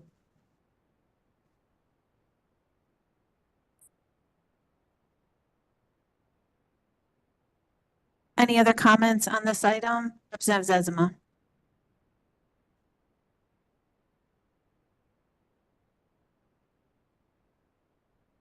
Liz Asma, District 4. I just want to address something that my good colleague, Representative Astorita, said. It is not true that the police withheld a request for more funds or for more manpower due to any kind of budgetary constraints. That was clarified especially by the first selectman at our last meeting. I just spent about an hour and a half with the chief last week, and his first objective to this town, his first responsibility is our safety. We make him look bad by saying things like this. If he needed or wanted more resources or more officers, he would absolutely have come forward and said that. So I want to correct the record so no member of the public believes that he is withholding any means by which Fairfield is a safe place to live. Thank you. Thank you, Representative Zezima. Representative Rock online. Yeah, I would like to call this for the vote. I think I'm going to continue to let the public, or there's more members that want to speak on this topic. So I can't remember if I have to take a vote to call the question. I'd like to call the question. And we have to let the public speak before we can call the question. So I'm going to go on, and Representative Wolk wanted to speak. Thank you, Madam Moderator. Jay Wolk, District 5. Hopefully everybody can hear me. Dave, I'll be quick. So, you know, this has gone in every year with cuts to the Board of Ed budget. I have to tell you that I am in favor of this budget. And I'm sure that the Board of Ed can use this $100,000 in a good way. And sometimes they do return the money to the town when they don't use the money. So I am definitely in favor of voting in favor of the Board of Ed budget the way it was presented to us. Thank you. Thank you. Are there any other comments? Representative Longo. Hi, Melissa Longo, District 1. I just had a question, if Mr. Jacobson is still here. You had just, sorry, thanks. You had just mentioned when you came up that you had cut, I think you said, and I don't want to, 221,000 before bringing it to the Board of Finance, or I'm sorry, before bringing it to us, Board of Selectmen. Okay, thank you. Thank you. Yes, she cut, the Board of Education cut it from the superintendent's budget. Thank you. Are there any other comments on this motion to cut? Representative O'Neill.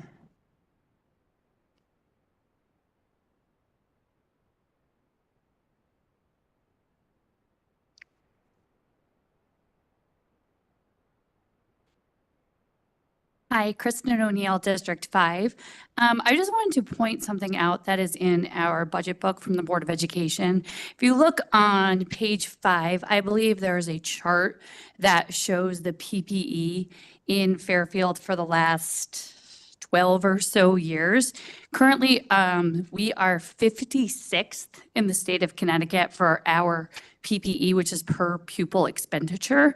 I don't think anyone would be cheering about being number 56 in the state. And when we talk about providing a quality education for all of our students, being 56, and especially when you look compared, and I do not know the exact abbreviation, but when you look at our wealth index, we're number 17. So just going back what everybody else has said about the increase in student needs especially after COVID, I really don't think this is a great place to be cutting the budget. Thank you.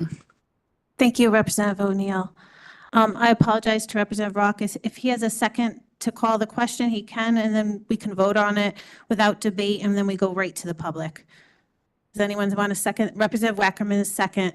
We're going to take a vote to call the question. If we call the question and you vote yes, then that will cease RTM discussion from members of the body, and we'll move to public comment on this item. I'm going to take a roll call vote.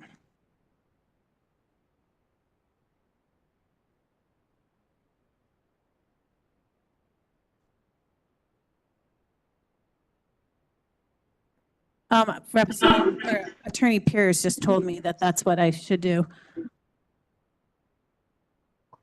Attorney Pierce?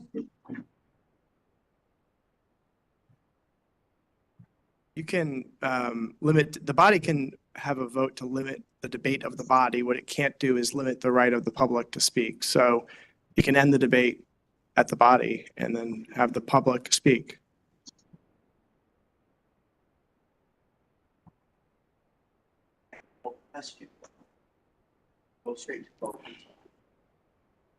I don't. No one online can hear this. Right. Oh, I don't. okay. Well, we have a motion on the table to call the question. We're taking a roll call vote on that. Again, I heard it. If this passes, then we will limit the body and we will go right to public comment. Thank you. Ken Estrada, Peter Britton, Melissa Longo, Brooks Baracino, Yes. Tara Cook-Littman, Amy O'Shea, Yes. Dave Rock, I can't hear anybody else's votes. Yes. Chris Shea, Mike Hardigan, Jeff Steele, Cindy Waldron, Cindy Wapnitzky, Michelle McCabe, Marcy Spalier, No. Liz Esma, Josh Garskoff, Kristen O'Neill, Sharon Pastilli, Jay Walk, No. Jennifer Barahona, Rob Blanchard, Nancy Donnie, Andy Grisefa, No. Steve Barretts, Jonathan Delgado, John Kuhn, A yes vote limits the discussion. Is that correct? That's correct. I'm a yes. Scott Nickel, Carrie Burcham, Yes. Chris Carroll, Helen Colburn, Christine Ludwizak, Drew Georgiadis, Lisa Havey, No. Mark McDermott, Yes. Karen Wackerman, Matt Ambrose, Justin Contrado, Margaret Horton, Pierre Ratsky. Yes.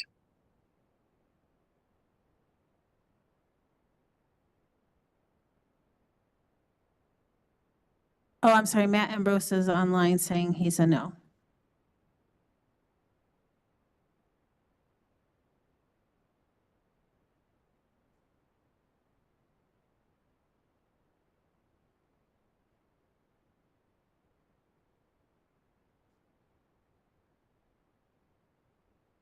We need a 2/3 or it's just straight? It's 2/3. We needed 2/3.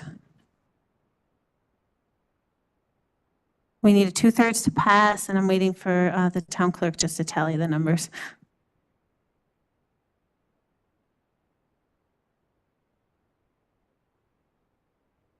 Motion to call the question fails. 17 in favor, 22 opposed. Or vice versa. Thank you. We'll go back to any comment from the body regarding the amendment to cut 110,000 from the Board of Education budget. Is there any other discussion after that from the body?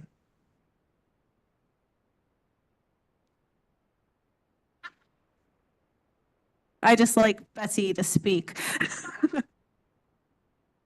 I'm going to go to the public. Again, if you're online and you would like to speak to the motion to call, or not to call the question, to cut 110,000 from the Board of Education. Madam Moderator, you have a comment by Representative Rock.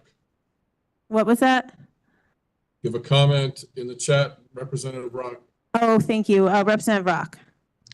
Yeah, I just wanted to make a comment. So I do remember my good colleague Ken Astrita talking about the Board of Education, and his question to Superintendent Testiani was, are we getting our bang for our buck? And that question certainly did not go to the police department. And I, look, when I look at our current wealth in this town versus what we spend on a pupil, we are well below what we should be spending. And, when we have someone come up and say, a good representative come up and want to cut $110,000 from our educational budget with so a global cut, it just doesn't make sense to me. And so I would actually never want to see a cut, because I think it's a very good, honest, and just, and quite frankly, well below the cost of living educational increase in budget. And that's why I called the question, because I just think it's a moot topic at this point. I mean, it's a fantastic budget. And it's a fantastic, well below the cost of or increase in what we're seeing, just generally parity across all kinds of different school districts. So that's my comment, and I'll stop at this point. Thank you, Representative Rock. Is there any other comments or on this? Representative Colburn.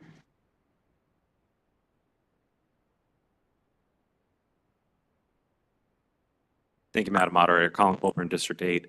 I would just like to say, especially for Representative Paris, who came up and gave good context there, that I absolutely believe and agree with you that everyone who works in the public school system is under a lot more pressure than ever before. And part of the reason that I'm limiting this in my view to $110,000 is because, as Representative Astorita said, this is a tiny portion of the overall budget. My problem with the the way the budget is constructed is not necessarily on the whole dollar form. It's that we have enrollment going down, but we have FTEs going up pretty dramatically in some cases, which in certain areas, I totally understand why, because the needs have changed. We have a student population that has just much more dynamic needs than when I went to school 15 years ago here. But at the end of the day, it does feel like there should be areas where FTEs should be going down if we have declining enrollment at some point. And that's really my reasoning here. I still believe that the budget on a whole is pretty good. I mean, I'm in favor of 99.9% of it, but I do think that $110,000 is not unrealistic to cut out of this budget.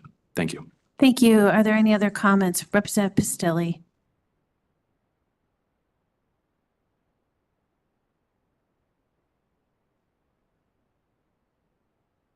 Sharon Pistilli, District 5. Through you, Madam Moderator, I just wanted to ask BOE Chairwoman Jen Jacobson to explain the increase in the budgetary impact of students who have additional needs on our budget, and then the investment. Like if we don't spend this $110,000 and students don't receive the services that they need, they can then petition for outplacement, and the outplacement is going to cost us a whole lot more than $110,000. But I can't explain that very well. I can't even do math very well without help from my friends. So I'm just phoning a friend with Chairwoman Jacobson. Thanks. Thank you, Chairwoman Jacobson. Can come on up, or Mr. Testani.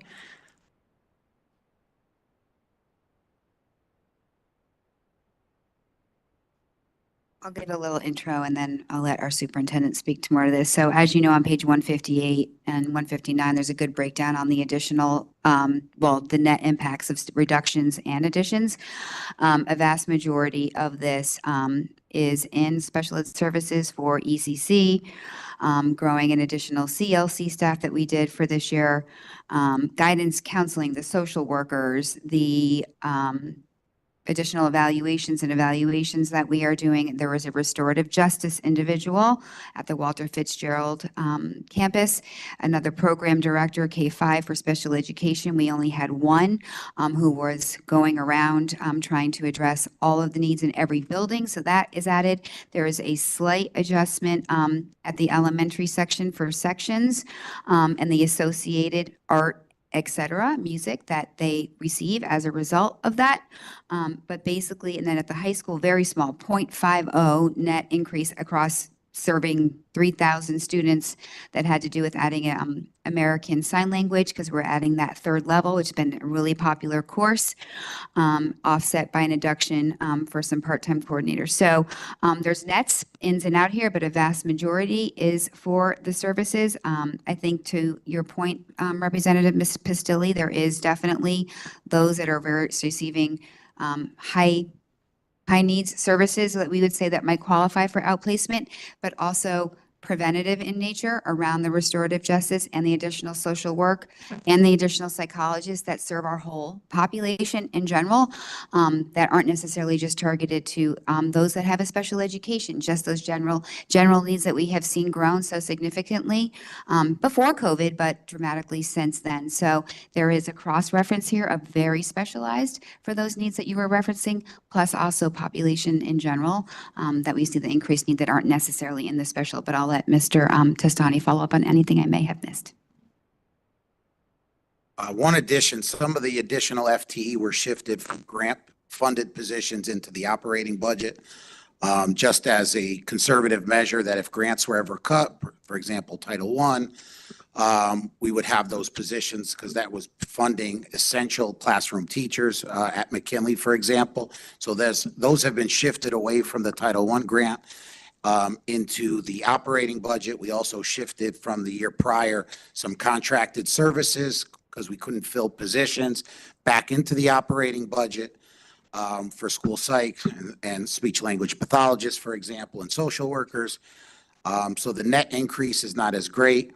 The other thing I'd like to also touch upon, while it says enrollment technically has gone down, that does not include all the students that are funded in the budget through out-of-district placements, through magnet school placements, and obligations we have to provide transportation and services to non-public schools in the Fairfield public school demographic area as well. So those are things that need to be considered. So our overall enrollment is more like 9,400 when you consider all the kids that we are responsible for in this budget, not just walk through the doors of our 11 buildings. Thank you. Thanks for that clarification. And in the information that they just presented, the thing that stuck out the most to me was, we have to remember the significant mental health needs that have increased. And, unfortunately, some of us are acutely aware of mental health crises that have resulted in, tragedy. And so therefore, we do have, especially post-COVID, a significant increase in mental health needs, and the 110,000 would potentially negatively impact that. So I'm urging everyone to vote against the cut. Thanks. Thank you. Are there any other comments from the body? I just want to make two comments. One, personally regarding the ARPA funds, I think our district actually did quite well not using the ARPA funds to create a cliff like many of our districts surrounding neighborhoods. They're finding that their budgets are increasing incredibly more than ours. And so I think our district actually did a wonderful job in not creating a cliff for that. And then as a procedure point of view, this motion, while it is for 110,000 cut to the Board of Ed budget, it does not mean that they will cut two positions, entry-level positions, because we do not have control over their line items for each budget. So they could cut it from somewhere else. If we approve it, it's not necessarily for those two positions. Any other comments from the body before I move to the public?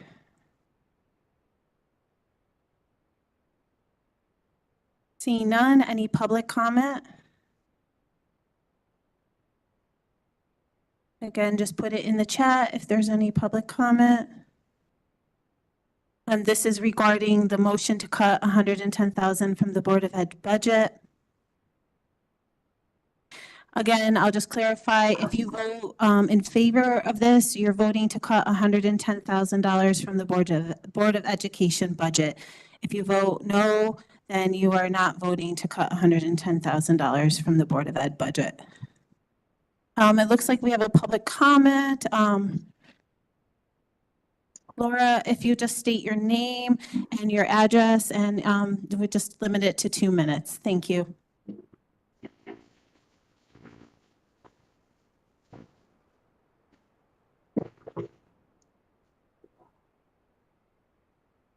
You might have to unmute yourself.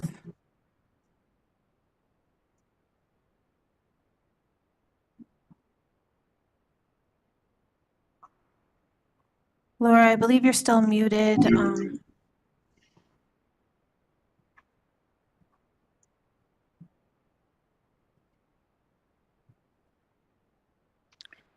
Laura, if you can't get yourself unmuted, you can comment in the chat if you're able to just type a little something and I can read it out.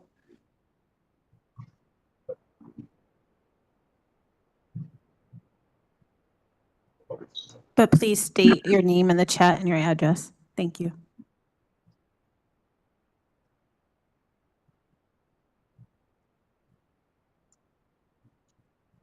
Is there any other public? Is that you, Laura? Representative Havey, I think you're unmuted.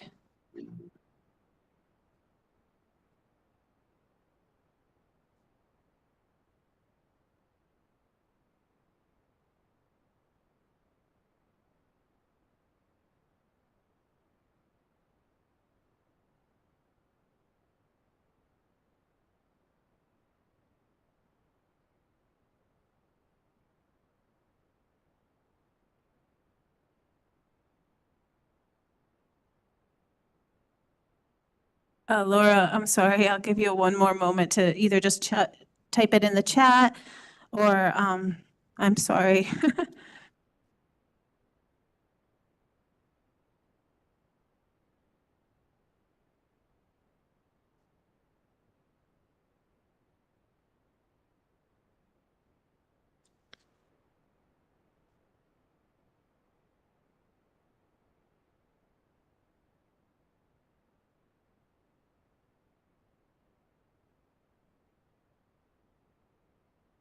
I apologize, Laura. We're going to have to move on. We do value your opinion, though, and please write to us and let us know how you feel so we're aware of that. I apologize. Any other members of the public wishing to speak? Any members of the body, again, before we vote to cut $110,000 from the Board of Education budget? So if you vote yes, you're voting to cut $110,000 from the Board of Education budget. If you vote no, you're not voting to cut $110,000 from the Board of Education budget. I'm going to take a roll call vote. Ken Estorita? Peter Britton? Melissa Longo? Brooke Spiricino? Yes. Tara Cook-Littman? Amy O'Shea? No. Dave Rock? No. Chris Shea? Mike Hardigan? Jeff Steele? Cindy Waldron? Cindy Webnitsky? Michelle McCabe? Marcy Spalier? No. Liz Esma? Josh Garskoff? Kristen O'Neill? Sharon Pastilli? Jay Wolk? No. Jennifer Barahona? Rob Blanchard? Nancy Donnie? Andy Grisefa? No. Steve Barretts? John Delgado? John Kuhn? No. Scott Nickel? Gary Burcham? No. Chris Carroll? Colin Colburn? Christine Ludwizak? Drew Georgiadis? Lisa Havey? No. Mark McDermott? No. Karen Wackerman? Matt Ambrose? No. Justin Contrado? Margaret Horton? Peter Pieretsky? No.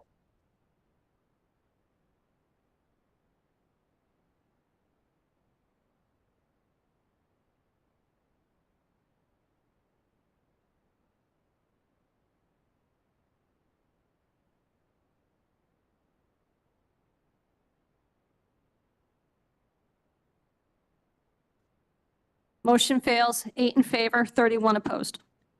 Thank you. Did everyone, just in case, I know they've been having trouble hearing Betsy online, that motion failed. Moving back to item number 6 on our agenda, is there any other comments on this item? I'm just making sure there's no one that wants to speak first time, Representative Steele. I'll call up Representative Steele again.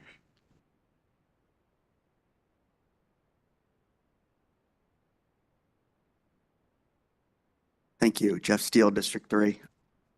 I'd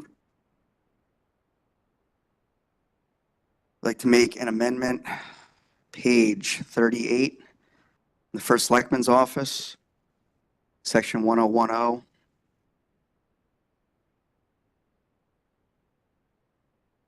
Reducing line item 51010, regular payroll. This is for the operations director salary. Reducing the increase by making that increase only 3,198. So reducing it by 7,867.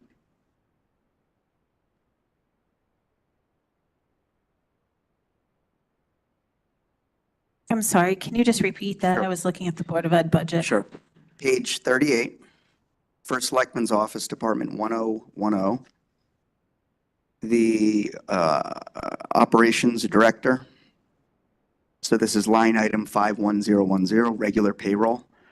reducing that amount by 7,867, which would bring it to that particular salary, 131,118. Thank you. Do I have a second? Representative Estorita. Representative Steele? Yeah, again, sort of part two of just looking at salaries is really the only red flag I saw in the budget, even though we've had a lot of other discussions about other things tonight. I just, maybe it's, I just don't understand when First Selectman's own salary goes up 2.5%, Chief of Staff 2.5%, Deputy Chief of Staff 2.5%, and the Operations Director goes up 8.6%, which is it's a significant increase of $11,068. I know Mr. Bremer was making the 127,920, increase of 8.6%. And I didn't get any comps. I think we were told we were going to get comps on that. So I didn't see any comps, and it just doesn't seem in line with the other increases. So that's it. Thank you. Is there any other comment on this motion? Mr. Becker, I'll let Mr.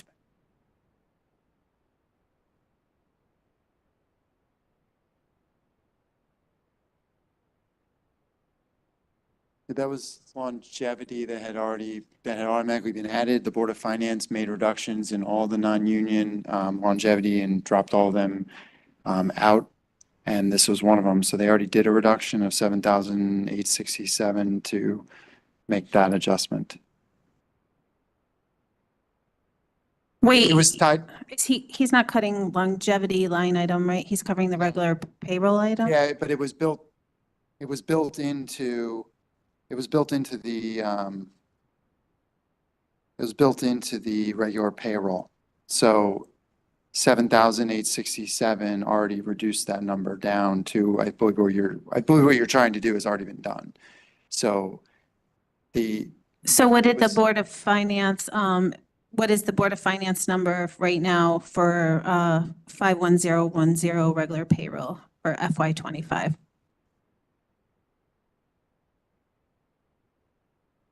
$483,460 for the overall regular payroll line. So that item number 51010 regular payroll FY25 in our budget book, it says 491,327, and they're saying the Board of Finance has already cut it down to 483,460. So I believe Representative Steele made a motion to cut that by, I lost the number. 7867. By 7867. And so that would cut that number that the Board of Finance approved even further. Yeah, give me 1 second line. I didn't bring my book. I'm sorry, Representative Steele, what was it that you asked him to get for you? Okay. With your cut or without your cut? Yeah, so he said it was, I thought he said it was 483,460. He wants the salary specific, so we'll give it to you. It's 131 and change, so just hold on. It's 131,118. Representative Steele has withdrawn his motion. Thank you. Moving back to agenda item 6. Are there any other comments on this item agenda 6? Just making sure, Representative Steele, that there's no one online that hasn't commented. Go ahead, Representative Steele.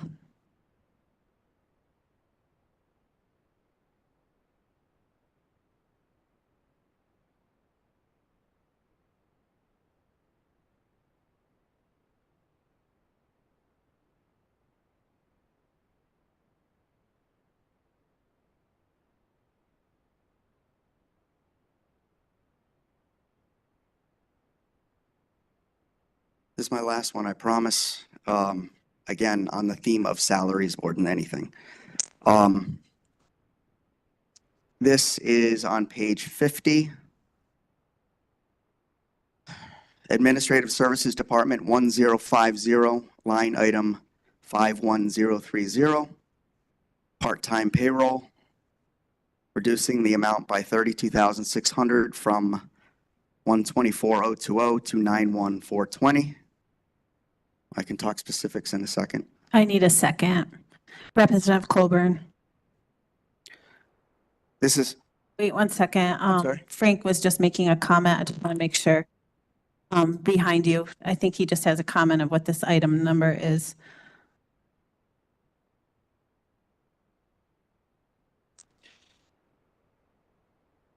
Where am I here? 32,600. Reasoning is the communications director position, which is one that is new. Not arguing against that position, but reducing it to a real part-time position of 19.5 hours, which would coincide with other even union part-time positions, and therefore bringing that salary down to 61,000 as a real part-time role.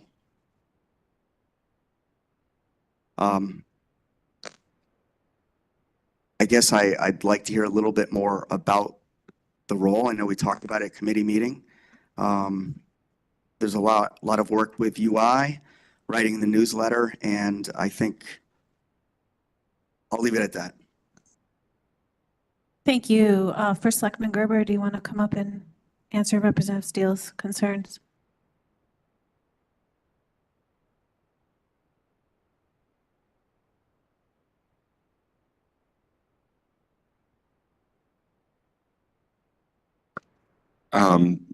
So I've said many times that this is one of the very, very busy people in our office. For those of you that attended the UI town hall the other day, that was with a lot of work that was pulled together by Lisa Claire, who's our comms director. The weekly meetings on UI, all of the interactions with the press, which are many, daily, she is the point of contact, and the press appreciate it. They appreciate the consistency with her. She goes out and gets the answers that the press needs from our department heads or their employees. She's extremely, extremely busy. And, you know, the $93,000, you know, yes, she does work more than 19 and a half hours a week. By having her part-time, she's not getting benefits. You would gross up her benefits. I mean, you would add $50,000 to that for benefits, but she's been willing to work part-time without benefits, even though it is a lot of hours. So I don't know, the feedback I've been getting from her work all over, from the public, from the press, from department heads, has been very, very positive. I think she's probably the first truly professional comms director, at least that I know of. This is a person who worked in the private sector, had a consulting business, and had some major clients, and wanted to try her hand at municipal communications. I think it's a major step up. I think it makes our town look better in many ways. You know, trying to take it away from a purely partisan kind of slant, try to highlight what our people in our town do, you know, where taxpayer money is going. Yes, some of it is going to her, but I think it's alleviated a lot of my time so that I can concentrate on a lot of things that I think ultimately are going to reduce risk and save money for the town. So I would hope that people would vote against this. Thank you. Thank you, Mr. Gerber. Representative Steele, you can respond to First Selectman Gerber.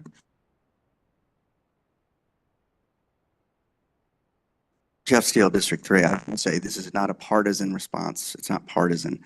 I made earlier 3 cuts that were on the theme of salaries.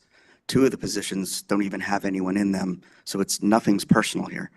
I don't even know your communications director, so this is nothing personal.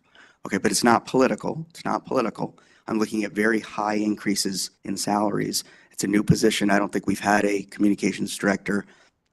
I don't think in the last 20 years, and I look at it as a large expense, and I'm not saying to get rid of it, but is that something we can do on a part-time basis? This is not partisan.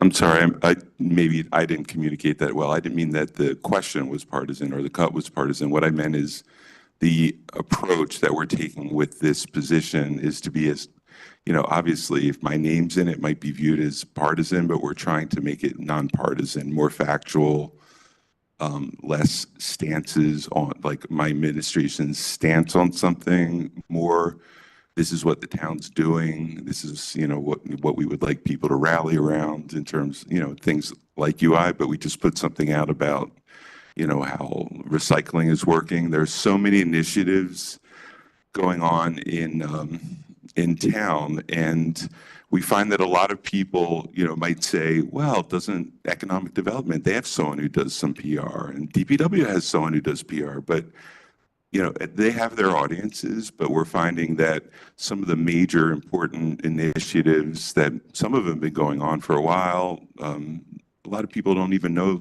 what's going on. And they want to know what's going on. They want to know, when they find out through the email, they say, oh, I never knew that. I never knew I had this avenue of approach to defend a tree getting cut down in my front yard. These are, this is something that she's working on all day.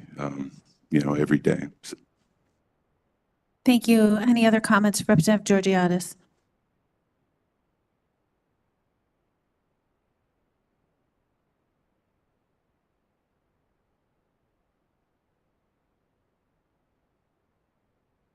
Drew Georgiadis, this thing needs some WD-40.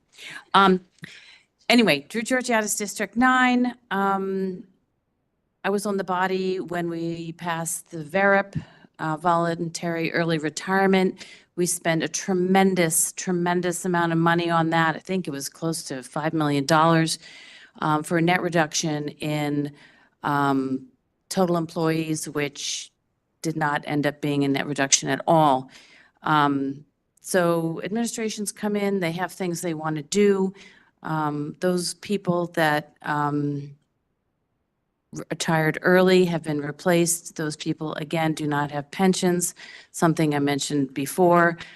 I'd also like to say that there was a lot of early discussion when we were talking about charter and how busy the first selectman is and how he has a lot on his plate and he needs to focus on a lot of the big initiatives, the infrastructure initiatives, all of the things around finance and safeguards.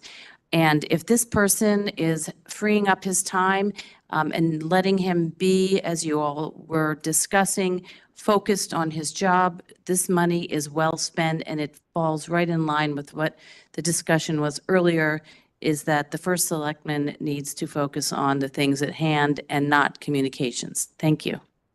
Thank you, Representative Georgiadis. Any other comments regarding this item?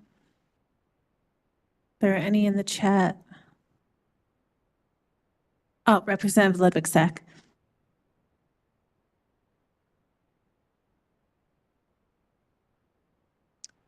Christine Ludwig-Sack, District 8. I guess my only comment would be that I do applaud First Selectman Gerber on taking the initiative to hire the communications party. I wonder if it might have made sense to see out a year before doing so to see what he would be able to balance or what the true needs might be, whether it be a part-time or a full-time, along those lines. Thank you. Are there any other comments regarding this item or this motion? Seeing none from the body, I'm going to go to the public. Are there any public comment regarding the motion to cut $32,600 from the part-time payroll of the administrative service budget? Seeing no public comment, we're going to take it to a vote. I just want to confirm this is on page 49 of our budget book. It is administrative services. 1050, line item 51030, part-time payroll. Representative Steele has made a motion to cut $32,600. If you vote yes for this, you're voting for the cut. If you vote no, you're not voting for the cut. Madam Moderator, I have my hand raised. Oh, And my I'm sorry. volume worked. Who is that? This is Laura Devlin. My volume didn't work before. I couldn't get off mute, but this time my mute works, but I have had my hand raised and it was not recognized. Yeah, Ms. Devlin, we're putting only comments in the chat. We unfortunately can't see everybody online, so we can only see you if you put it in the chat. But go ahead. Thank you. And I have been, address. thank you so much. And I do appreciate the efforts that you went through in my last attempt to speak. And for some reason, I wasn't able to get off of mute. So I got out of the meeting and back in, and now mute works, and you were able to recognize my hand then, but now anyway, it all works. So this is great. And I've been listening with great interest to the meeting tonight. Just to confirm, Ms. Devlin, we're just discussing right now a cut proposed by Representative Steele of $32,600 to the admin service. So just before you go on, I want to make sure it's a comment regarding this item. We'll be asking for public comment later in general. Okay, great. So it is in regard to this item, and I will you. offer public comment again later. That in particular, this specific item, which I think was not part of specifically the First Selectman's administration budget, but I think I just heard him speak about the fact that this individual who is a part-time person who doesn't get benefits is actually working full-time. And that is an alarming concern, because that puts us at great risk if, in fact, this individual is working full-time. And I know there is a belief that, the First Select Woman spent all of her time producing a newsletter, and that her chief of staff, that was her sole responsibility, which it was not actually the case. But I believe for the taxpayers, of which I am one in this town, the promise that First Selectman Gerber made of no tax increase, this is another add to what is a taxpayer budget. And while it may sound off topic a bit, but I did listen to Representative, or our Board of Finance representative, Mr. Curley, speak about the fact that the cut to the charter was by a slim margin. So was the vote for the First Selectman in office. So I just really would like to encourage this body, of which I was a part at one time and heard a lot, well, it's just a cup of coffee a day, to any increase, that perhaps we could really think about the taxpayers of this town and stay true to that promise that I think 30 members of this body also made. And so in that respect, I would encourage you to please not support, or to support the motion that was made by the minority leader to reduce the amount in this line. Thank you. Thank you, Ms. Devlin. Is there any other public comment? Representative, I'll call you back after any other public comment. We're going to move it back to the body. I'm going to call on our First Selectman Gerber.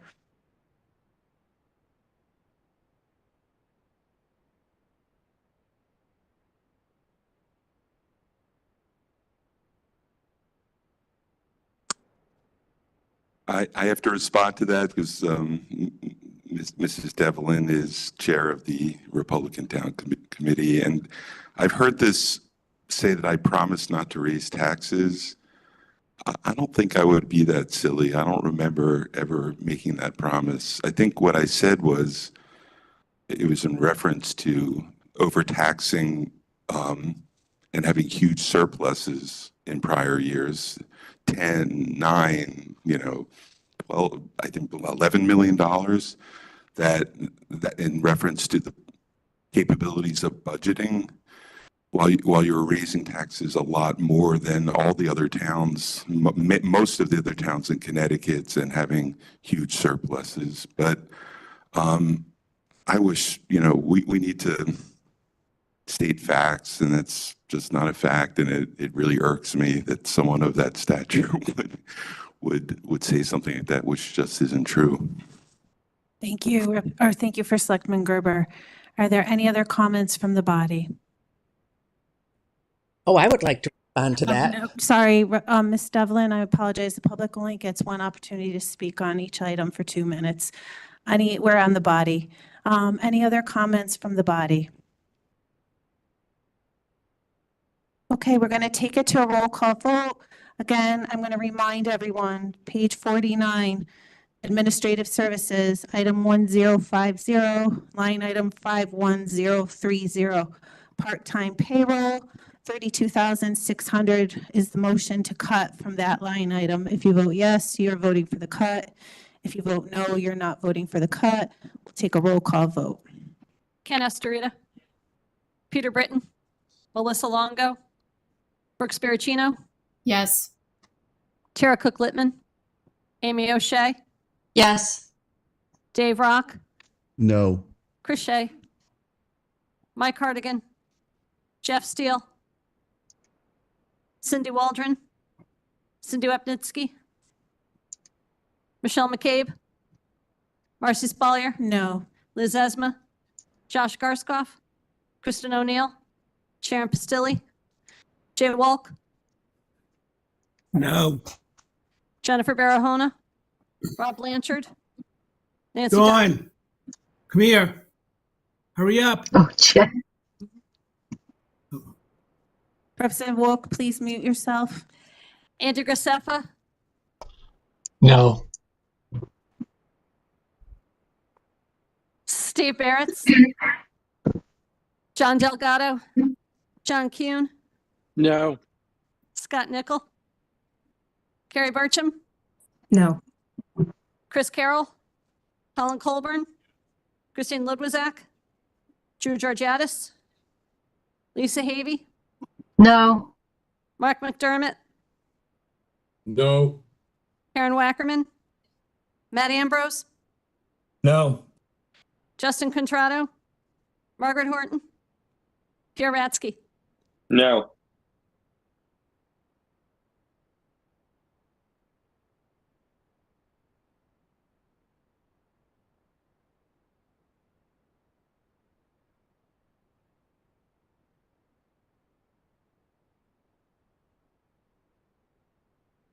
Motion fails, 9 in favor, 30 opposed. Thank you. Moving back to agenda item 6, is there any other comment from the body?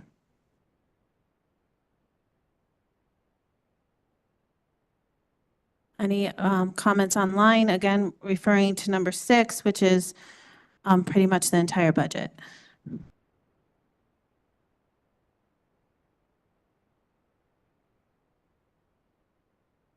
Okay, now I am going to move to the public.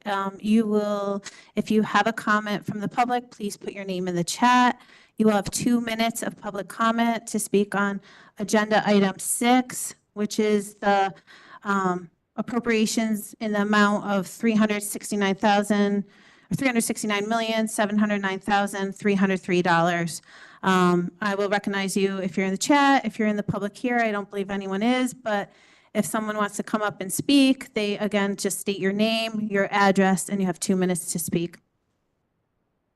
Is there anyone in the chat?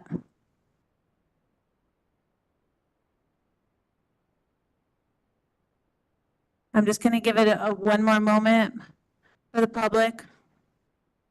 This is the last opportunity to speak about agenda item 6.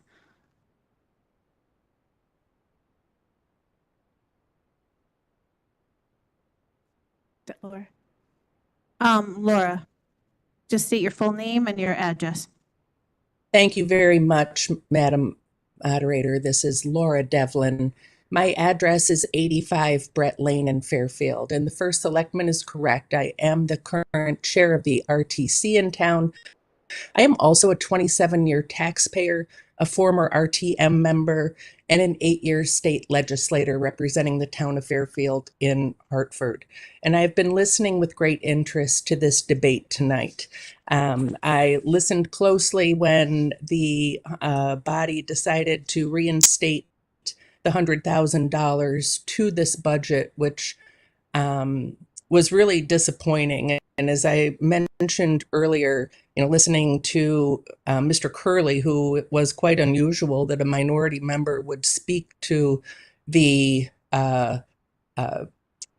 final vote of the Board of Finance, that he happened to mention that cut that the Board of Finance had made was really very, very close. And so, again, I just want to be clear that this general election that put Mr. Gerber in office was also very, very close.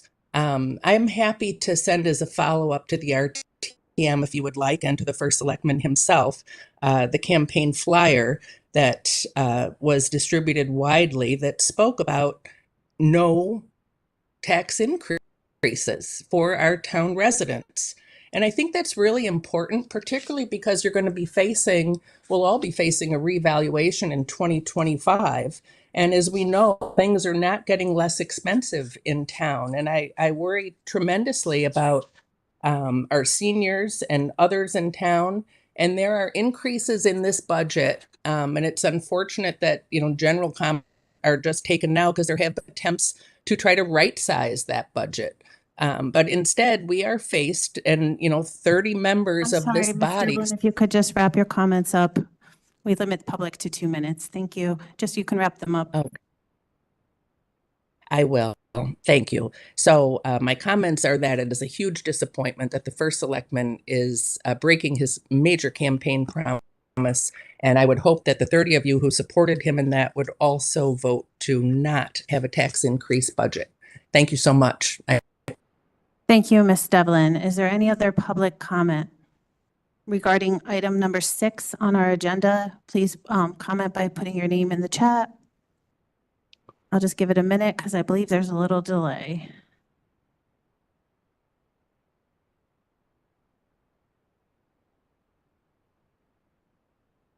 Seeing no other public comment, we'll move back to the body. Any members of the body wishing to speak again regarding item number 6 on our agenda?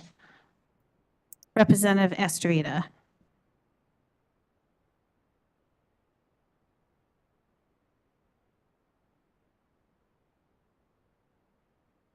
Thank you, Madam Moderator. Ken Astorita, District 1. I feel I am going to vote against this budget, and I feel that I'm obligated to at least make a comment on my rationale for doing so. So I too think this town does not need to be in a position where it's raising taxes on the residents. And I agree with First Selectman Gerber when, as part of his campaign, he indicated that a town with the kind of surpluses that we do have at the moment shouldn't be having tax increases, but yet we're looking at a tax increase as a result of this budget. I do think there are many worthwhile projects that are in here, and I do recognize that the First Selectman has some excellent ideas, which I hope he is able to execute on in the future. But I would just say that, at least with respect to this budget, I am a no, and I hope that maybe a year from now, we're looking at a budget that is able to hold costs steady or perhaps even decrease. Thank you. Thank you, Representative Estrada. Are there any other comments from the body? Representative Zetsema.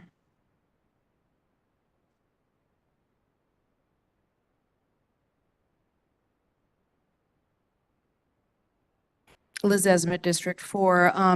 I would just like to comment on Mrs. Devlin's message, and that is that to get to a zero in this budget would be well over $4 million, and there wasn't a single Republican on any voting body who brought forth motions to cut that kind of money out of this budget. So I think it would be worth noting that. This budget represents smart fiscal discipline while supporting these services that taxpayers in Fairfield have come to expect and deserve for their investment, including fully funding our children's schools. It also reflects our shared values and priorities as a community. Essential investments are being made to keep our capital plan on track and return to full utilization of our bonding capacity at rates we enjoy as a AAA town. This budget maximizes efficiencies and addresses long ignored modernization, while creating a long-term plan that will keep Fairfield vibrant and affordable for generations. Given the fiscal challenges towns across Connecticut face, from a lack of critical investments to several settled union contracts, we have kept the mill rate increase well below the rate of inflation. This keeps our taxes stable and predictable, especially for Fairfield seniors. Careful planning centers around our priorities and supports the essential services and needs of a town our size. I am proud to support this budget and am grateful for the steadfast fiscal stewardship of this administration. I encourage all members of the body to join me in voting for this fiscally sound budget, and I offer my thanks to everyone who was involved in crafting this budget. Thank you. Thank you, Representative Zezima. Any other comments from the body? Representative Kuhn in the chat. Representative Kuhn, District, oops. Is it unmuted now? We can hear you. Okay. Representative Kuhn, District 7. I guess I'd just follow up with Liz, and it strikes me that a 1.45 or 1.42% increase in the budget is, sub-inflation, which is what, 2.5%, 3%, if I'm very generous to it. Now, taken to the fact that 5 new contracts have been ratified with increased pay rates at 2% or higher, which make up a large material portion of the overall budget, which suggests that the remaining portion of the budget is sub-inflation, or sub 1.45%, which means it's a negative real growth budget. So it seems to me that that's a very good place to be in response to some of the mandated costs that we have to incur and the contractual costs that we have to incur. So I would applaud Mr. Gerber and his administration on their first efforts of budgeting, and I would have expected nothing less, having listened to him talk about town finances and politics for close to 20 years, whether he was on the board or not, or just a neighbor of mine. So this is nothing unexpected to me. Thank you. Thank you. Any other comments from the body regarding this item? First Selectman Gerber.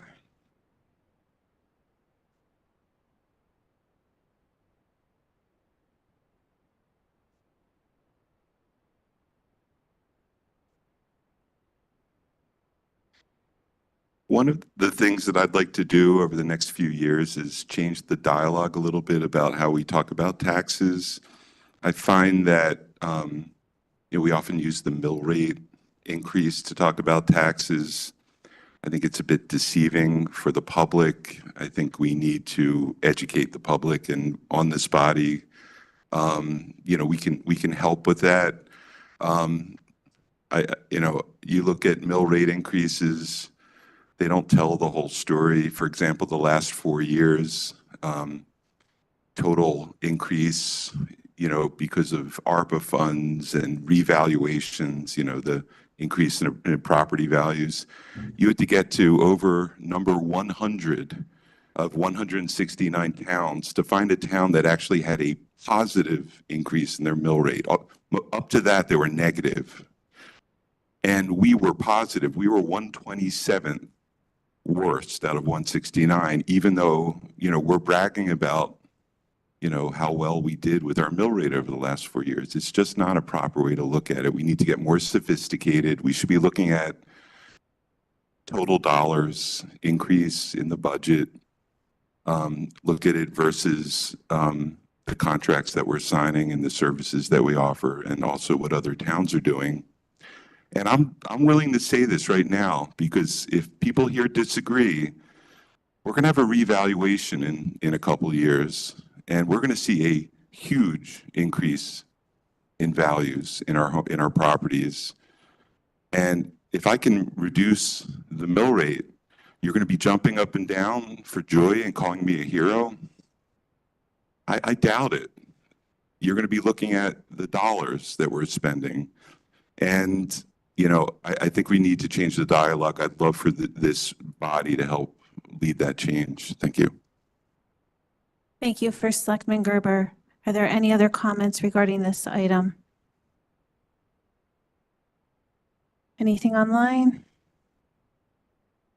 I'm going to ask our budget coordinator, Frank McNeary, to give us the adjusted numbers, given the amendment that or the appeal that passed, adding 100,000, the cut of 25,000 to the legal budget, and the 45,000 cut to health self-insurance and the active employees benefit.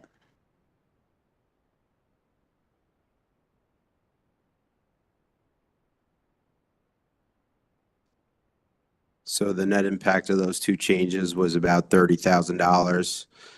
That brings a new total expense budget to $369,739,303, less non-tax revenue of $40,806,921. Net current year tax levy required is $328,932,382. I won't read off the senior and disabled and the assessment appeals numbers, but oh yeah, sorry. So if you add in the senior and disabled tax credits along with the assessment appeals open court log plus the reserve for uncollected taxes, you get a gross tax levy required of $336,409,296. And the mill rate increase is still at 1.42%, or 0.02790 is still the mill rate. So I can take any questions if there are any. Can you repeat that last number? Yeah, so the mill rate is 0.02790. That's the assumed mill rate. The Board of Finance. The Board of Finance will set the mill rate this Thursday. Yes, the 1.42% increase and the 0.02790 mill rate are all assumed until the Board of Finance sets the mill rate. Okay, so I'm going to repeat the item number 6 that we're voting on. I'm going to repeat the numbers. I'm going to have Frank correct me if I'm incorrect. Number 6, to consider and act upon proposed appropriations in the amount of $369,739,303 for the fiscal year of July 1st, 2024 through June 30th, 2025, as recommended by the Board of Finance for any lawful purpose. The total proposed budget as approved by the Board of Finance is as follows. Board of Finance recommended budget $369,739,303, less non-current tax year revenue of $40,806,921, net revenue to be raised by current year taxation of $328,902,382, senior tax relief of $3,755,000, plus assessment of appeals open court log of $400,000, plus the reserve for uncollected taxes other credits of $3,321,914 for a gross amount to be raised by taxation of $336,409. $3,036,409,296. I'm just going to make an overall, I'm not sure if we have to make another motion for that. No? Okay. So we're going to take that to a vote. We'll do a roll call vote. Canasta Peter Britton. Melissa Longo. Brooks Baracino. No. Tara Cook Littman. Amy O'Shea. Yes. Dave Rock. Marcy, can you explain the vote again, please? Yes or no's? If you vote yes, you're voting for the budget. Yes, please. Chris Shea. Mike Hardigan. Jeff Steele. Cindy Waldron. Cindy Webnitzky. Michelle McCabe. Marcy Spalier. Yes. Liz Esma. Josh Garskoff. Kristen O'Neill. Sharon Pastilli. Jay Walk. Yes. Jennifer Barahona. Rob Blanchard. Nancy Donnie. Andy Graceffa. Yes. Steve Barretts. John Delgado. John Kuhn. Yes. Scott Nickel. Gary Burcham. Yes. Chris Carroll. Colin Colburn. Christine Ludwizak. Drew Georgiadis. Lisa Havey. Yes. Mark McDermott. Yes. Karen Wackerman. Matt Ambrose. Yes. Justin Contrado. Margaret Horton. Pierre Ratsky. Yes.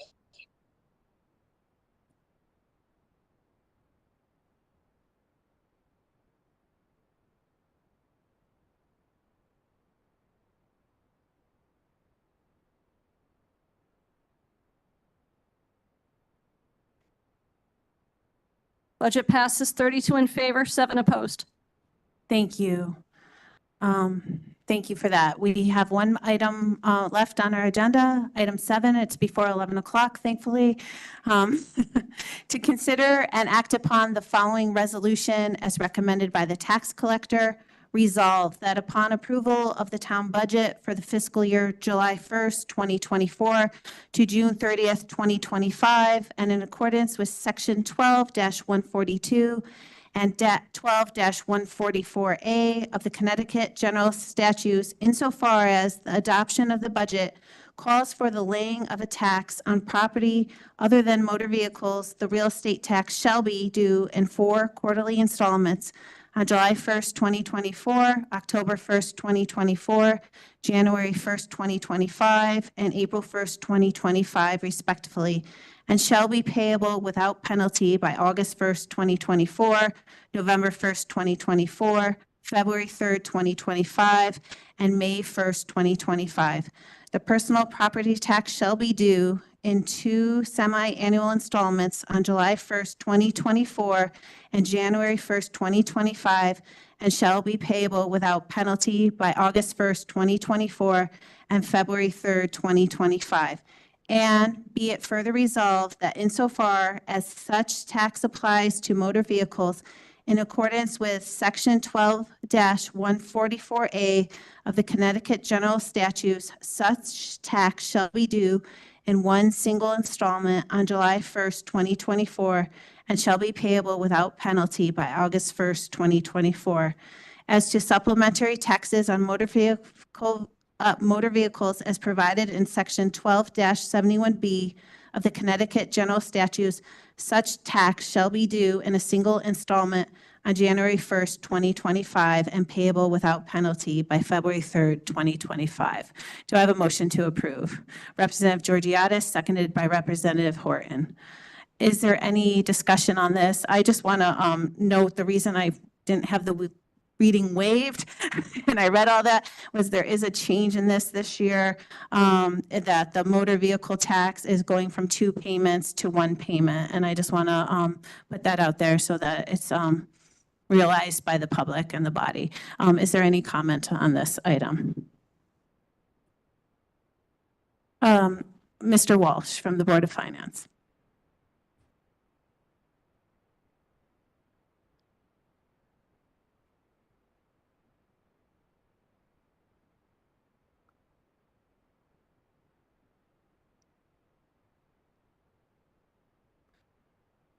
I personally find this resolution quite offensive, and I think we're a better town to do this to taxpayers.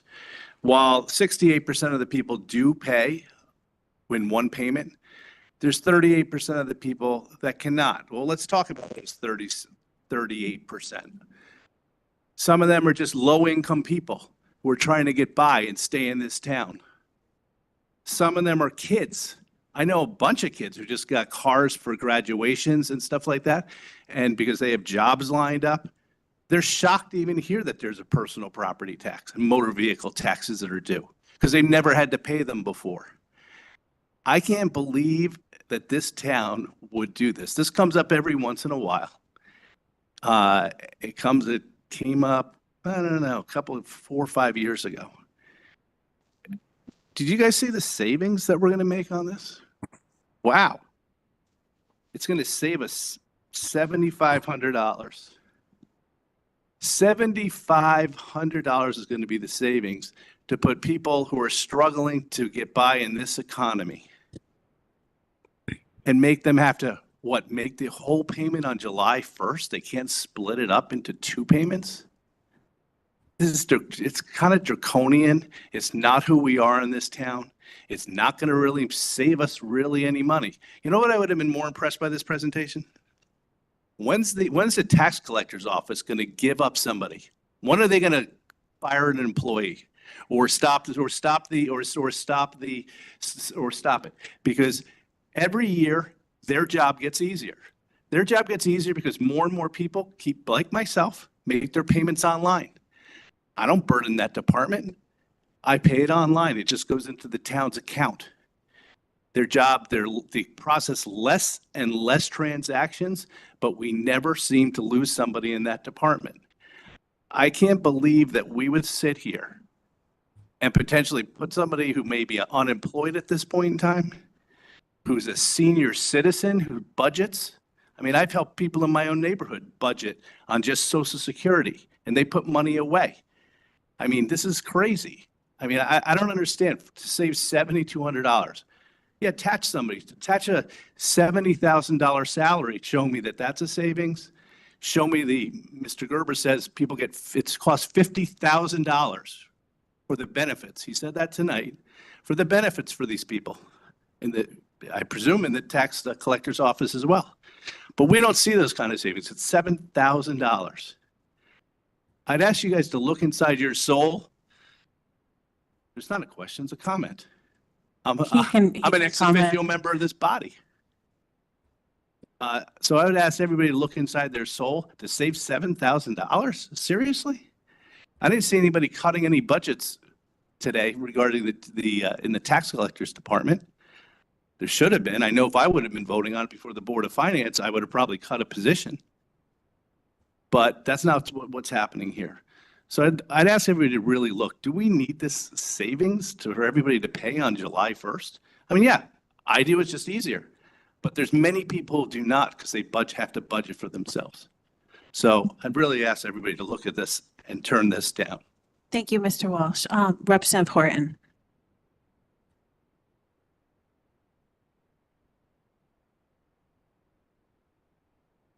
So hold on. Hi, Margaret Horton, District 10. I noticed that our tax collector has actually been online for hours waiting. And, you know, I actually had some concerns about this item myself originally, but during our budget hearing process, he really gave such an excellent synopsis of it. And I think it would maybe be helpful for people to hear that maybe quickly again. So through you, Madam Moderator, to the tax collector. Thank you. Mr. Klizwiski is online. If you could speak to this item. Sure. Good evening, everyone. First off, I want to clarify that a position was in fact cut from my office back in 2017, and it was never restored. So that's that. You know, I have been down a person for 6 years now. And it's not about the savings of $7,000. That's just, you know, the result of this is the potential savings. It's more about the fact that we're trying to modernize the tax collector's office. We are one of only 20 municipalities in the entire state that still collects motor vehicle taxes once a year.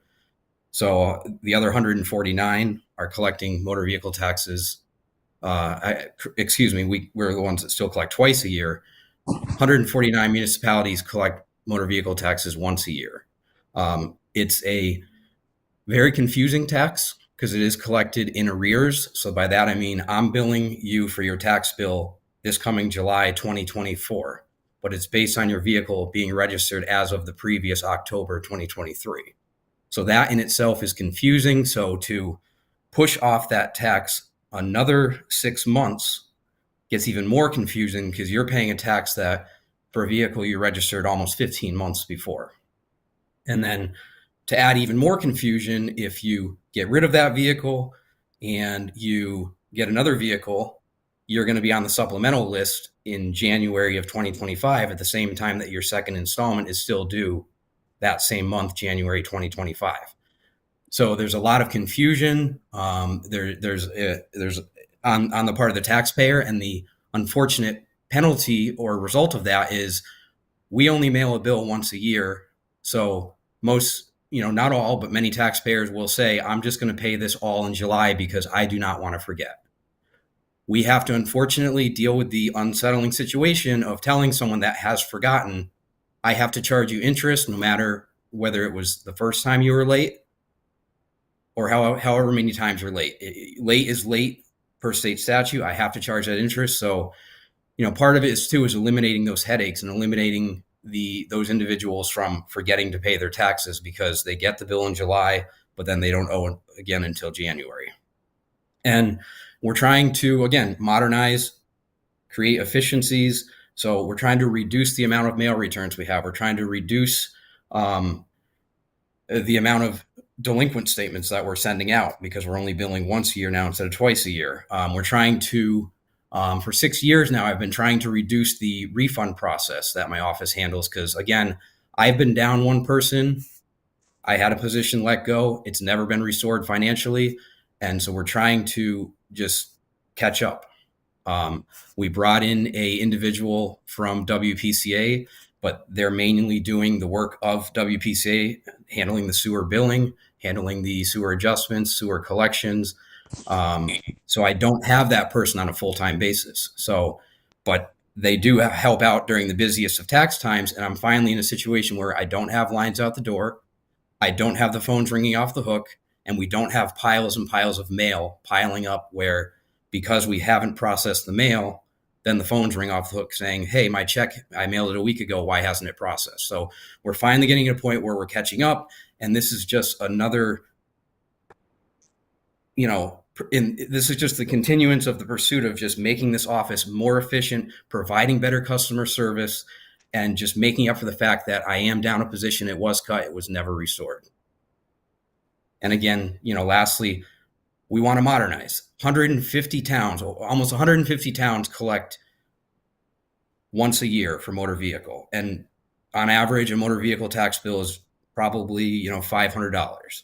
So, we're not asking to reduce the real estate taxes. I understand, I recognize that is a huge undertaking, that is a huge change for people. So we're trying to introduce, as a consolation, we're looking for other ways. And I felt like this is a much more practical, fairer way to bring in efficiencies and modernization by reducing motor vehicle. Thank you. Are there any other? Thank you very much. Appreciate it. Representative Barahona. People are asking if we have to extend the meeting. We started this agenda item before 11, which is the last agenda item on our thing. I don't think the motion to adjourn the meeting counts. So I think we can continue as long as we get out of here by 11:30. So let's aim for that. Thank you. Representative Barahona, District 6. I was also really torn on this issue. I still am, because I remember buying a new car a few years ago and getting a massive tax increase that, I kind of hadn't factored in when I bought the new car. I also happen to be married to a husband who is terrible at keeping track of things and is probably one of those ones that you have to chase down and penalize. So that's frustrating too.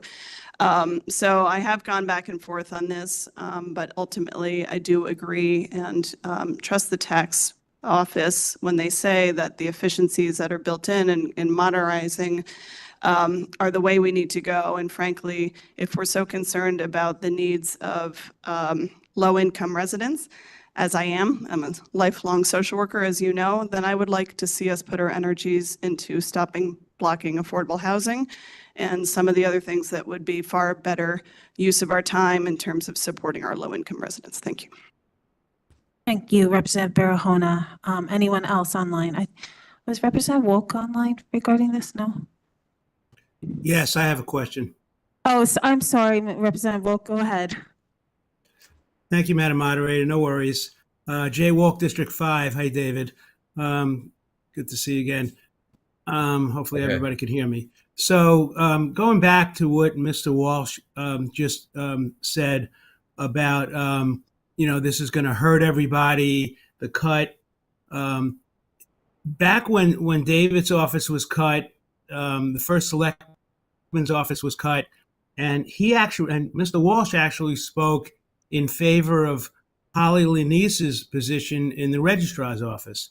And he had said to me he didn't understand why these are being cut. So I'm not quite understanding why he thinks a cut should happen now in the taxpayer's office, where it was cut 6 years ago by a worker who would have probably been there for 30 years and was an excellent worker, not only in David's office, but for the police department.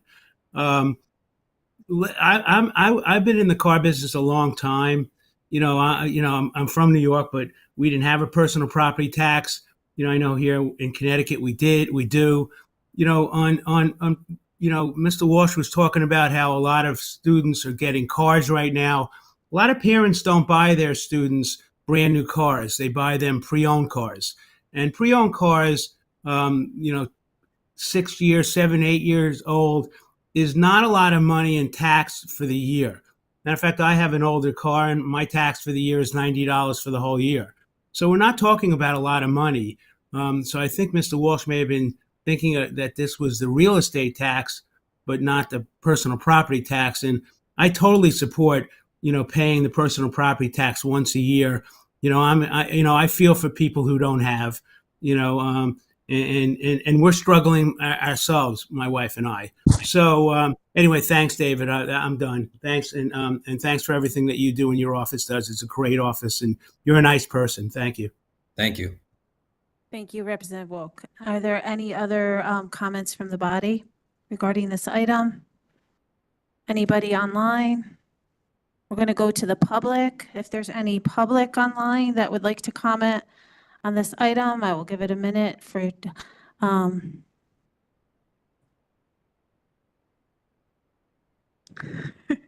seeing no members of the public, we're going to take it to a vote.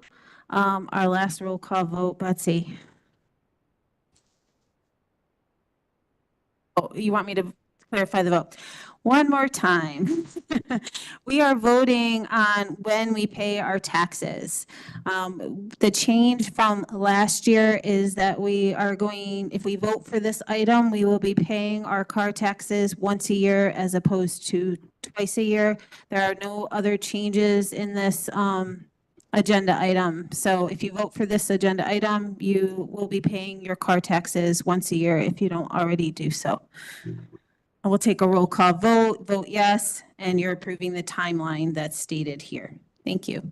Ken Estarita, Peter Britton, Melissa Longo, Brooks Baracino, Yes.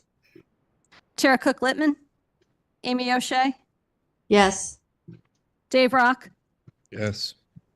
Chris Shea, Mike Hardigan, Jeff Steele,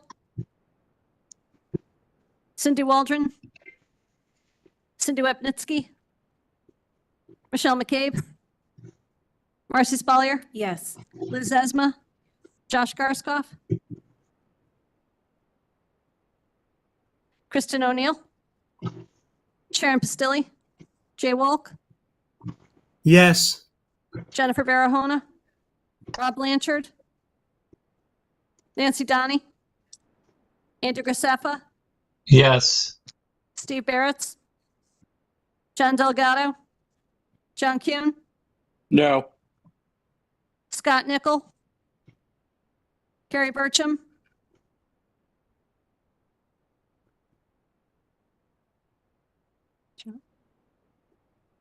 Chris Carroll, Colin Colburn, Christine Ludwizak, Drew Georgiadis, Lisa Havey, No. Mark McDermott, Yes. Karen Wackerman, Matt Ambrose, No. Justin Contrado, Margaret Horton, Pierre Ratsky.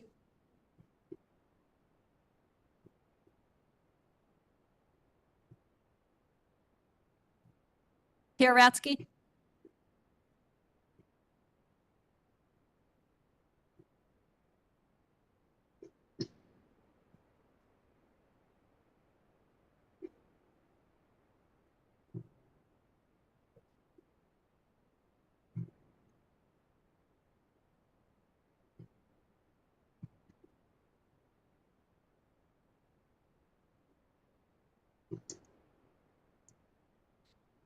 Motion passes 29 in favor, 8 opposed, 2 not present to vote.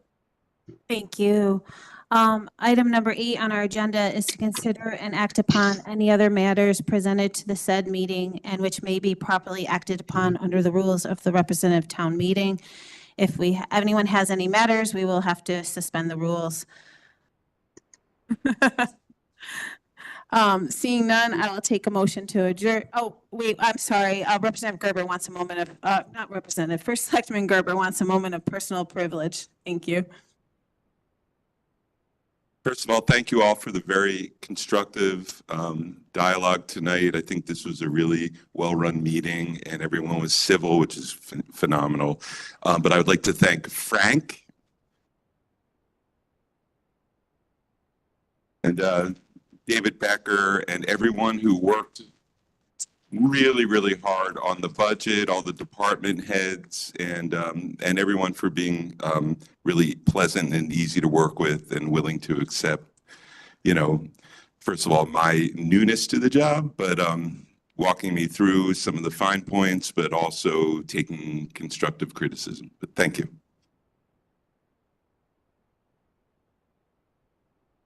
Thank you, everyone, for your engagement in this process. I'll take a motion to adjourn. Representative Pistilli, seconded by Representative Blanchard.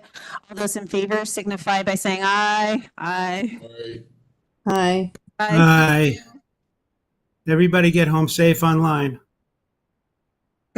Jay.